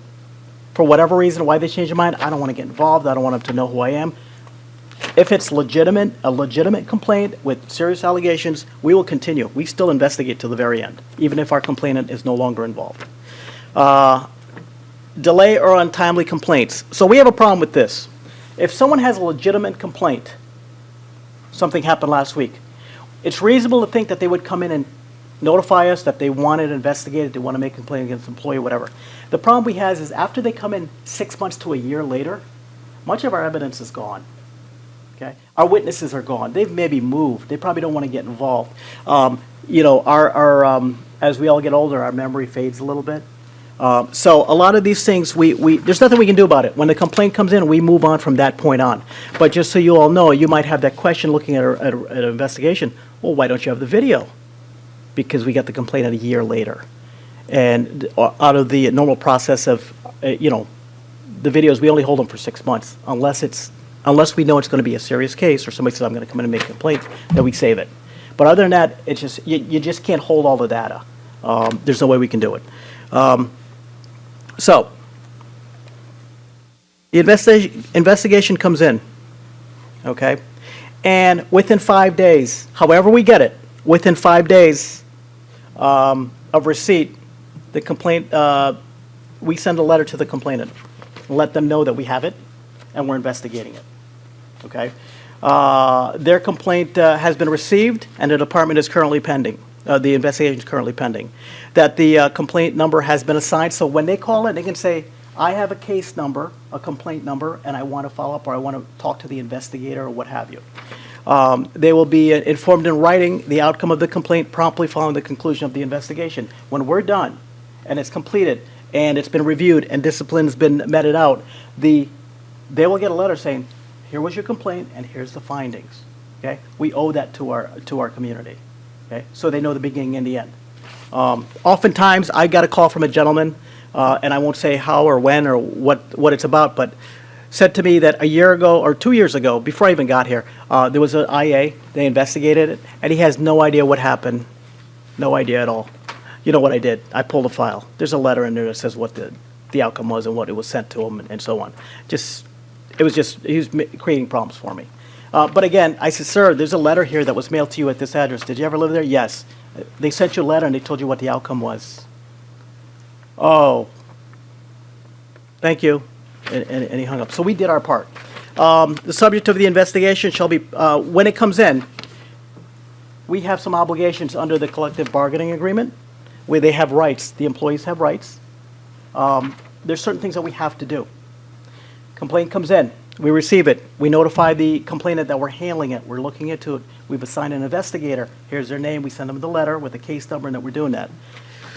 When the employee, the subject of the investigation, we have to notify them that they're under investigation with exceptions, okay? Just like you would, you know, anyone else at work. Hey, a complaint came in against you. You have a right to know that there's a complaint and that we're looking into it, okay? Besides, we're required under the agreement. Under the labor agreement, unless it's an allegation of criminal conduct, right? What we do is, if we tell the employee we're looking at you for whatever criminal activity, don't you think they're going to stop? But we don't tell them. Or if there's another situation that the chief decides we really shouldn't say anything right now till we get into this investigation and find out what's going on. So number one, it's a criminal investigation, and if that works, here's what happens. If it's a criminal allegation, the internal affairs investigation, we just stop because the criminal investigation has to take place, okay? And that would be a delay, but we'll talk about delays, okay? Within 5 business days, receive a complaint, the fact that the complainant has been made, the identity of the complainant, if known, and the substance of the complaint. If it's not criminal, we'll say, listen, we got a complaint from so-and-so that said that you were rude on a call. You said some choice words to them, and they don't appreciate that. And then we'll tell the employee, you're under investigation, there's been an internal investigation started, and it's because of your conduct, your verbal abuse, if that's what they're saying, at an investigation, at a scene, and we're looking into that. If it's a violation of law, again, it goes to the criminal side. If it's a violation of one of those 247 policies, it stays on the administrative side. There are many times when a police officer allegedly does something where it could go in many directions at the same time. Okay? For example, if it's a criminal allegation, it will be arrested by criminal investigators, state's attorney will get involved, and that officer could face an arrest. Okay? Also, if it's administrative, they could face termination, suspension, they could lose their job. We have a couple other things now that for those of you who are attorneys, the statewide grievance committee, you know what that means, right? When you get in trouble, they could, if misconduct as an attorney, they can take your license from you, they can suspend you. Post-counsel, same thing. One of these happens, the post-counsel will look at your certification. If you're decertified, you cannot be a police officer in the state. So we're looking at criminal, administrative, decertification, okay? The new one is the IG, which came out of the House bill currently, is the Investigator General. For certain allegations, they will investigate as well. And we all know that the fifth recourse is what? Civil lawsuits. So one incident could be 5 things for one police officer, okay? So just keep that in mind. And you guys, clearly, you only do the one of those 5. All right. The investigation. So here's how we do it, whether it be internal affairs or regular police investigation. We show up, we talk, in your case, we talk to the complainant. We collect evidence. What is evidence usually? It could be a statement from the complainant, a written statement. It could be a video. Everybody's got Ring video now, right? Every place you go, you're on camera. It could be cell phone video. It could be, so it's any type of video. It could be physical evidence. Maybe they're alleging a police officer stole something. The physical evidence, we'd have to recover the evidence. Maybe we have to get, do a crime scene and evaluate what evidence we have there, what was left by the officer, what was taken by the officer. It could be DNA. I've worked cases where I had to use the lab to download a officer's phone, a personal phone. So there's many different pieces of evidence that we're going to have to track down, and that's what takes a while with some of this stuff. We're not going to get the answers right away. Some of the investigations, we want to do it in 30 or 60 days. It may take longer because I might have to wait for a lab report. I might have to wait for something. We may have to find out which car they were driving so we can download the video from there. We might have, there's many different things that we need to do. We might have to check GPS on a phone because we all know the phone tells us where you've been, whether you use it or not. Okay, so there's many different pieces of evidence that we might have. Statements, evidence, eyewitnesses. Yes, I'm the neighbor and I saw an officer go to their house and this happened. Okay, it could be another family member that we have to interview. Okay, so all these different pieces of evidence in the investigation, it's like we would do for any regular criminal investigation, but now we're looking inward at the police. All right, so we do all these things, we document them, we save them, we seize them as evidence. And here's, you brought up a legitimate question. If we see something on the news, I will tell you, I've worked in Major Crime Squad in major investigations and internal affairs, and literally, it happens at the gas pump. I'm pumping gas in my car, and another officer comes up and goes, wow, I can't believe so-and-so did this, when they're totally off in left field. They don't even know what happened. They're not even involved in the investigation. The media does the same sometimes, too. They put stuff out there, and we know what the truth is, because we put the news releases out. And there's some other things that come in, and by looking at that, it kind of taints what you really know. Because remember, we're going to give you our entire investigation. We're going to give it to you to look at. These are the facts. This is the evidence. These are the statements. This is what we have. So that other stuff is going to be creating a little bit of noise for you. All right, and a lot of it's inaccurate. So we do the investigation, and we get it together, 4-corner rule.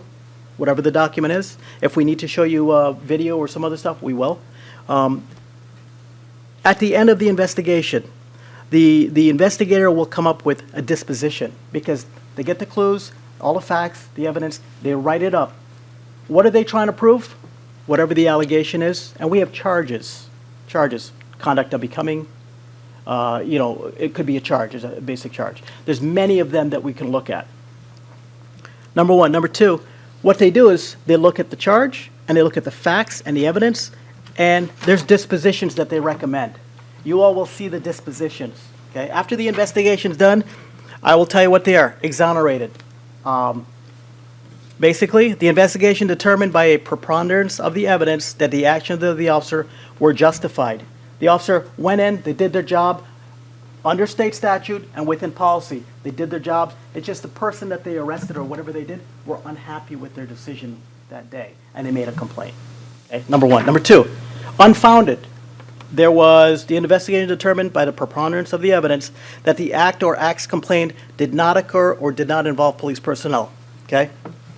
I had somebody call me and say they were pulled over, I won't say what street, and the officer was rude and was yelling at the motorist. Guess what? Took a look at the video. Guess who was yelling out there? It was the motorist yelling at the officer. And the officer was trying to, I just need your license and registration, I'll be right with you. Who are you to stop me in this and using choice words? So again, that could be an unfounded. They come in and say, yo, he was rude, and he said this and that. And when we look at the evidence, actually, it's the other way. So it could be unfounded. Not sustained. Investigation was unable to determine by the preponderance of the evidence whether or not the acts complained of occurred or whether or not it was committed by the subject of the investigation. So it's not sustained. They're kind of in between. Partially sustained. Some of the allegations were sustained, and some weren't. Okay? Where's my next sheet? Sustained. The officer violated a rule, violated statute, it's sustained. That's it. We have proof, we can prove that the officer didn't do what they were supposed to do. Misconduct not based on original complaint. This happens occasionally. We might get, for example, somebody calls up and says the officer was slow, they didn't really help me, they were very confrontational. And as we look into that, we have policies that if you're wearing the body camera or the dash camera, you wear a microphone. So we may be looking at whether the officer got out of the car and did his job or her job, and then we actually listen to the volume. They didn't turn on the mic. So that could be something that, in the course of this investigation, they could get charged with that violation. Because as we're investigating, this is, oh, by the way, you're supposed to do that too. Okay? So that's how that one, it happens more often than we realize. Withdrawn. The person withdraws the complaint. Again, if it's a serious allegation and they withdraw for whatever reason, maybe they're done with this, they just wanted to let us know and they want to move on, the chief, he'll decide, hey, it's withdrawn, but we're going to still go forward with this and look into it and make sure we go right to the end so everybody knows what happened. Summary action, disciplinary action in a form of verbal reprimand or counseling documented in writing. So what we can do is sometimes it's minor violations. Maybe they need retraining, they need counseling. We document it. Because, again, what do we operate with? Progressive discipline. You've probably heard that term before. If you do something over and over and you're not getting any better at it and you're being counseled and trained and all that, it moves it up to discipline of some level. So that's summary action and reconciled. Sometimes, believe it or not, and I've seen this more than once where the complainant calls up and they said, listen, I just want to talk to that officer and find out why it is they said or did something. And I said, well, what do you mean? He says, I don't want to make a complaint. I just want to talk to them.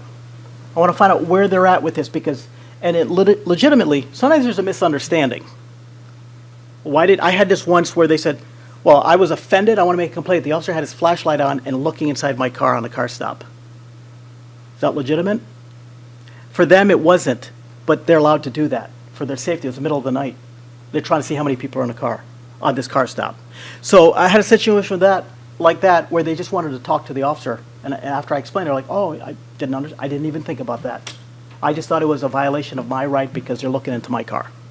So again, it could be reconciled where the best course of action is where they want to discuss it.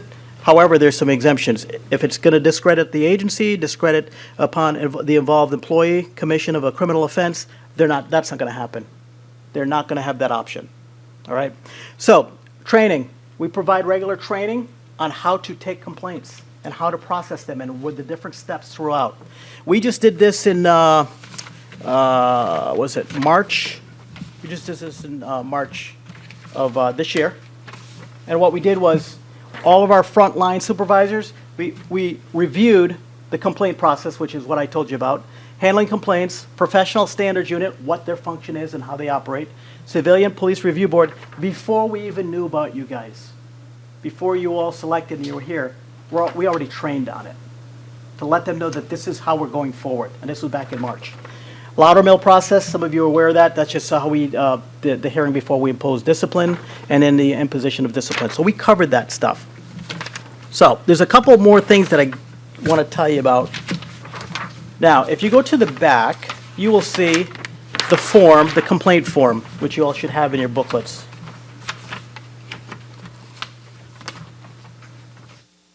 Got one copy of one there. And there's the front. It's a 2-pager, okay? So they don't have to fill it all out, but it helps the person who wants to make a complaint tell us what we're looking for. Give us a little summary, who you are so we can contact you. And this is the basic form that's prescribed by the Police Officer Standards and Training Council, which is what I told you about who governs us. Again, they can send an email, they can make a phone call, they can just write it on a piece of paper. I've received them where it's just a letter to us. Dear Chief, I don't like what one of your officers did at my house. He takes it in, puts a control number on it, and assigns it to whoever needs to do it and goes through that process I just told you about. Okay? Some people, for whatever reason, they've had either good or bad interactions with the police. So here's how easy it is now. You can do any one of those, but if you want this form, you can get it online. I don't know if you've gone to our website, we have the form right on there. How to make a complaint. It has this entire PRD that I just went over, and it has the form that they can fill out. All right? They can email it to the chief.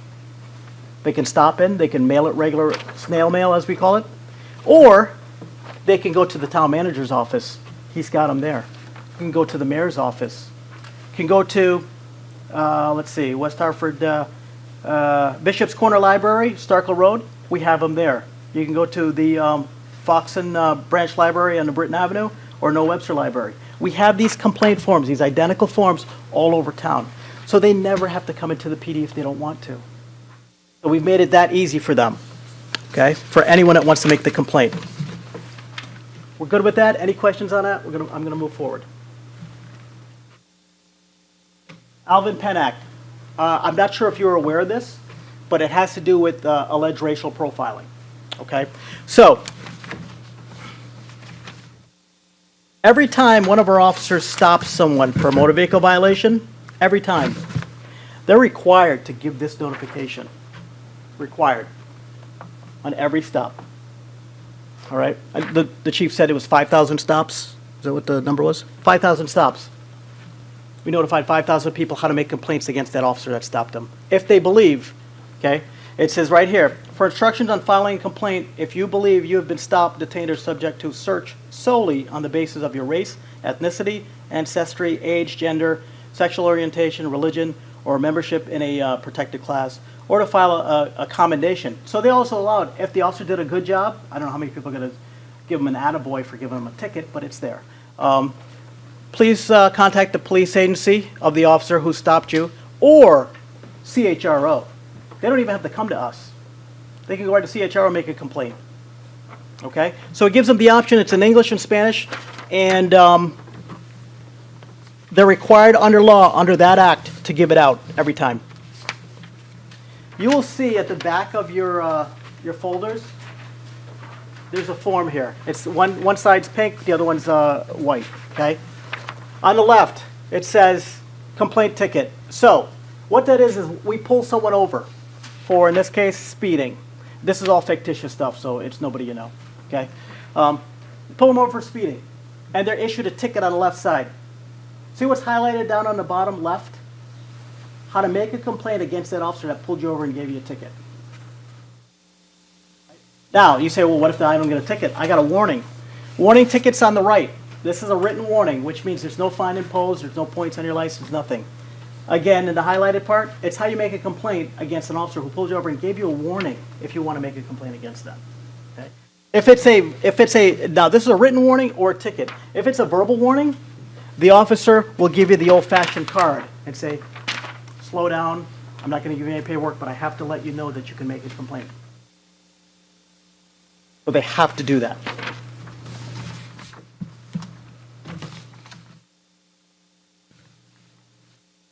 Questions? Okay, so we know how to make a regular complaint. We know how to make a complaint if you're stopped by someone. Here's a problem that we may have. When you get a ticket, where's the venue to fight the ticket? It should be you plead not guilty and go to court. But occasionally people will file a complaint against the officer because they got a ticket. Not that they didn't commit the violation, but because they got a ticket. So you may see those come before you. If the person simply disagrees and they shouldn't have gotten a ticket, they're going to make a complaint sometimes. And then we have to investigate it and bring it to you to look at. Okay? So there's many different ways of getting of originating complaints, and we notify people how to do it. So anybody have any questions for me on this? I know I covered a lot, but this is going to be. I have a question Sure, go ahead. over here. What's the proportion of complaints that you get to the department compared with to the CHRO that come your way? I don't know about that. I'm not sure that we would even get all the CHRO complaints.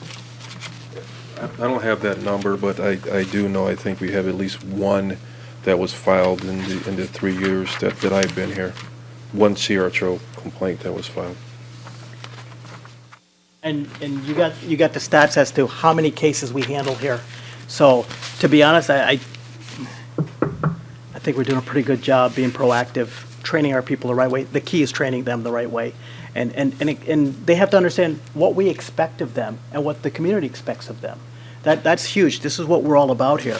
As you know, I've been here a year and a half, and the boss has been here 4 years?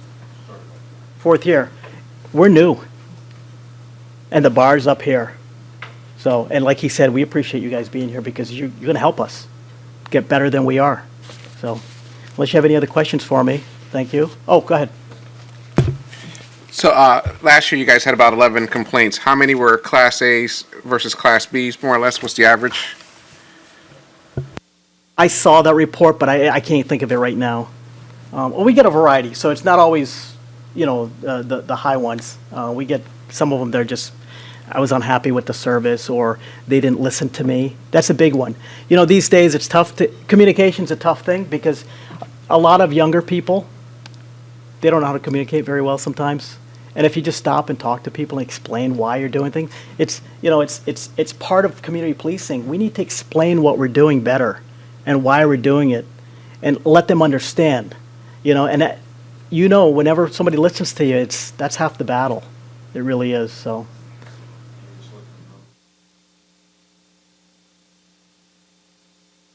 So tomorrow we will get the list of the 11, and we'll give you the breakdown, Class A or B. We'll get it to you. Okay? Actually, Will you also, I'm so Sorry, sorry. go ahead. Go, Peter. Will you also provide the stats that you mentioned in the middle and the beginning, Chief Riddick, of the breakdown of violations? The 4K, the 4,000, 5,000, Oh, the ones that you quoted? and will you just provide that to the chair also, so we'll have those stats, all the stats? Actually, that information's already on It's the on. town website. It's in our budget book, but we can also provide that information to you. We probably get that every year, that information. Thank you. Yeah, earlier I think you'd mentioned that for video footage, it's stored for 6 months, and sometime when complaints come in, you might not have that footage available. My question with that, is there a particular time frame for which an individual must file a complaint? There's no time frame at all. Time frame. Thank you. It comes in and we look at it, but the thing is, we're at a disadvantage when it comes in a year later, 6 months later. A lot of the evidence is gone, but we'll dig into that and do a full investigation as best as we can. It's good when we get it timely, because we can save a lot of the evidence and start, we'll collect police reports, we'll collect witness information and start tracking these people down. And, sometimes people move, or sometimes they, one day they want to get involved and then 2 weeks later or 6 months later, I'm all set with that, they move on. So that's our problem. We like to get things fresh if we can, but we never know. If we know that somebody says, hey, I'm going to file a complaint against you, officer, then we know they'll come back, they'll let their supervisor know, and we actually save that stop. In case and some people never come in to make the complaint, they're just making noise. But then if they come in and they make the complaint, we have that footage saved. Okay, thank you. What's the trend of complaint in the last 3 years? Is it going up, down, or? But so far this year, I believe we're at 4 or 5. Last year we had 11. The year before that, I believe it was 10. And actually, I'm embarrassed to say, prior to that, prior to 2017 and 16, some of our record keeping wasn't the best. So we've gone a redundancy of we have a record in my office, the chief's office, as well as professional standards, which was before it was called something else. It was called SID. Special Investigations Division. So we changed that to professional standards to increase our record keeping and use some better tracking software. So the trend would be pretty consistent, if you will. And we will be reviewing every result of those complaints, every report that you produce, correct? Yes, and you raise a good question. Well, I guess you raised a good question, Madam Chair. The way that our complaints were received before with the previous board and based upon our professional reference directory, the only complaints that the board would review would be reports outside, external complaints from the public. So if we did an internal, like a true internal investigation, we had an internal violation in which we did initiate an investigation and a report, that would not be brought before the board. During discussions with the town manager and the mayor, we thought, well, there's no reason for that. It's still a public information, freedom of information document, so all investigations that we produce a document will become before you. As the assistant chief alluded to, sometimes things are adjudicated right there. The person comes in, they have an issue, they talk to the officer, and we're done. There's no report on that. So the internal affairs reports that we have documents, you will have that, yes.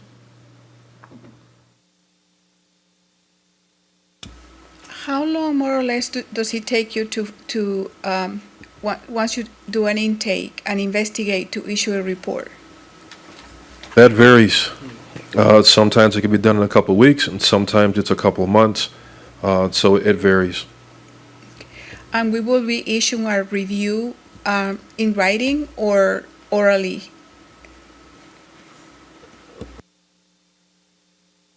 So it will be in writing. The Civilian Police Review Board will come to one of two decisions. You will either decide to sustain the completed internal affairs investigation, or you will decide to remand it back to the chief.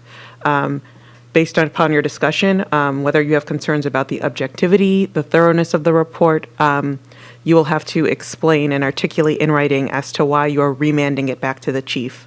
I will be preparing a template form for either sustaining a completed internal affairs investigation or remanding it, so you will have those available to you for each time that you meet, but it will be, completed in writing, and so that's how you'll proceed.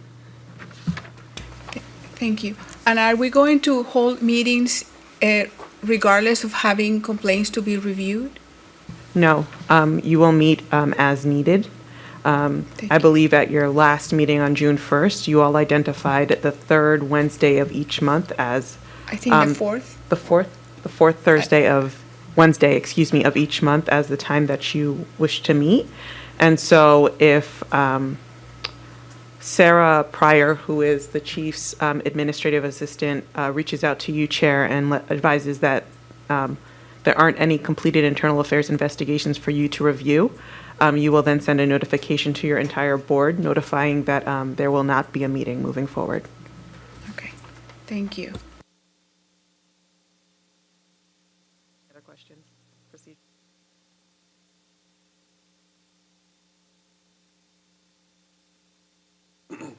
I do have the information, the stats that I referenced earlier. I'm not sure if I bring this to what's the procedure, how to introduce this? Do I go to the secretary with this information? Madam Chair? Okay.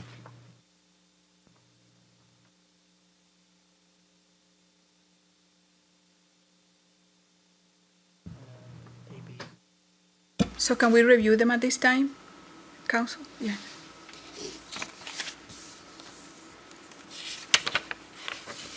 So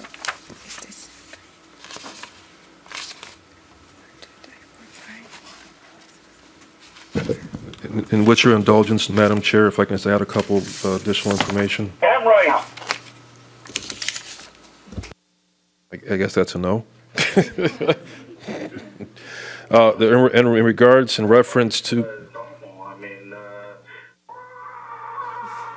can somebody, somebody, just turn it on. If the administrator can take care of that, thank you.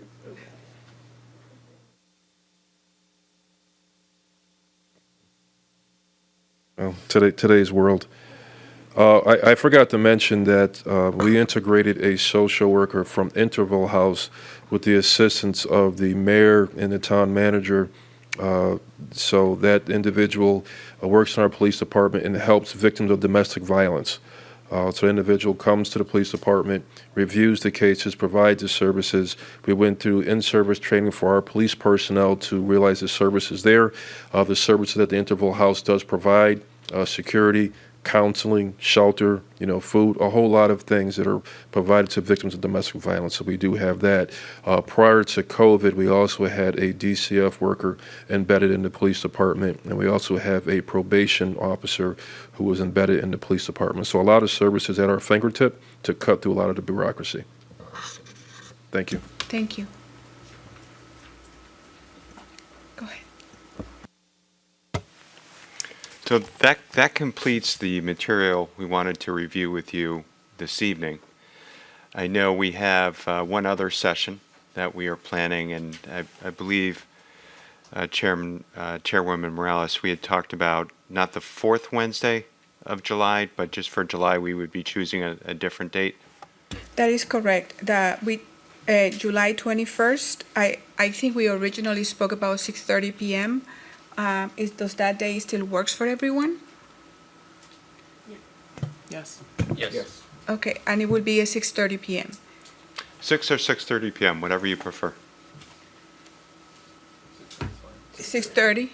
Okay, very well. So it will be Wednesday, July 21st. But thank you so much for the training. This was very thorough. And also thank you on behalf of the board for all the work you do for the town of West Hartford. I really appreciate it. It has been very clear and thorough. I mean, it was a lot of information, so I'm sure it's going to take us a while to process it, and we'll get used to it, and we'll ask a lot of questions. So the training the meeting next time is not going to be hybrid, correct? It's going to be in person only? Correct, for July. And the state has, with recent legislation, provided some opportunities for hybrid meetings going forward, but Corporation Counsel's office is reviewing the state law and will be coming forward with some recommended guidelines for me and the town council to review. But for the month of July, we should all plan to be here in person. Okay, very well. So, and at that time, we're going to do the ride-along, or that's going to be scheduled? And That's that will be separate. scheduled separately, and that will be on a voluntary basis. We'd love to have you do that.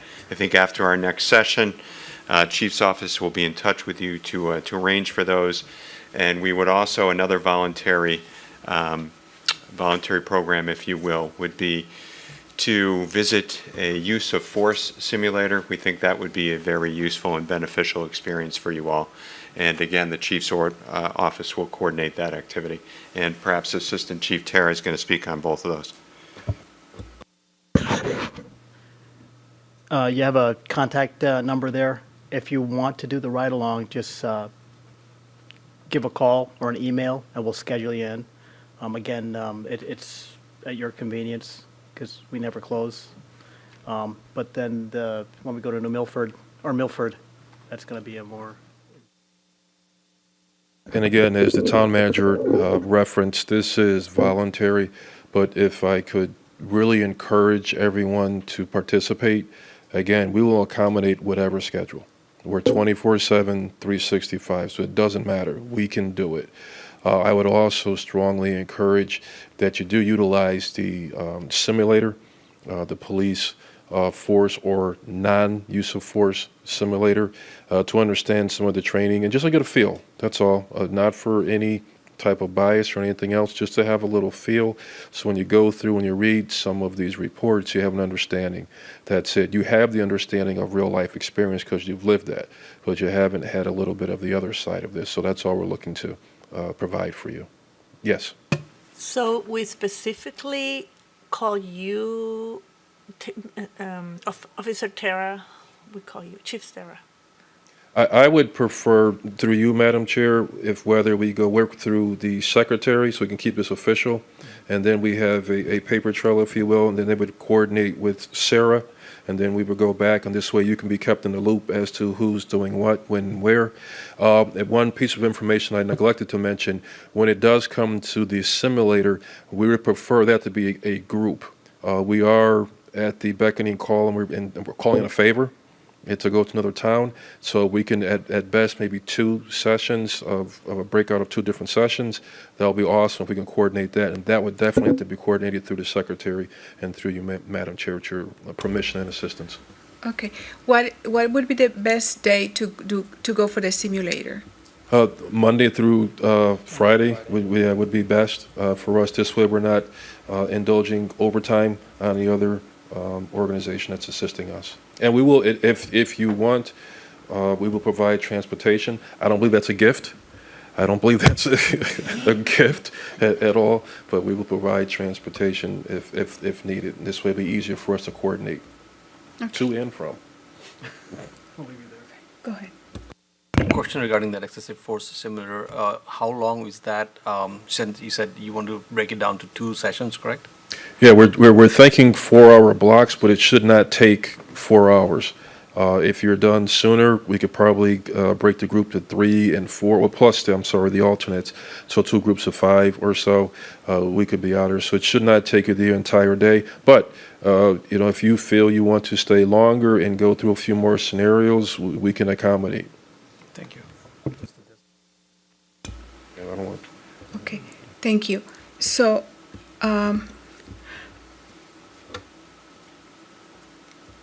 I actually have another question for council and also for the town manager. With regards to the alternates, so we're going to, the alternates are going to vote when someone is either, one of the permanent members is absent or abstains, correct? Correct. And in which order are the alternates going to be chosen? So that is up to the town clerk. Once you, chair or secretary, notify our town clerk that one of our regular members will be unable to be present at a meeting, the town clerk will then pick a alternate that is historically. Go ahead. I'm sorry. And just to add to Attorney Latour's point, usually it's on a rotational basis. So town clerk will reach out to the first alternate on the list.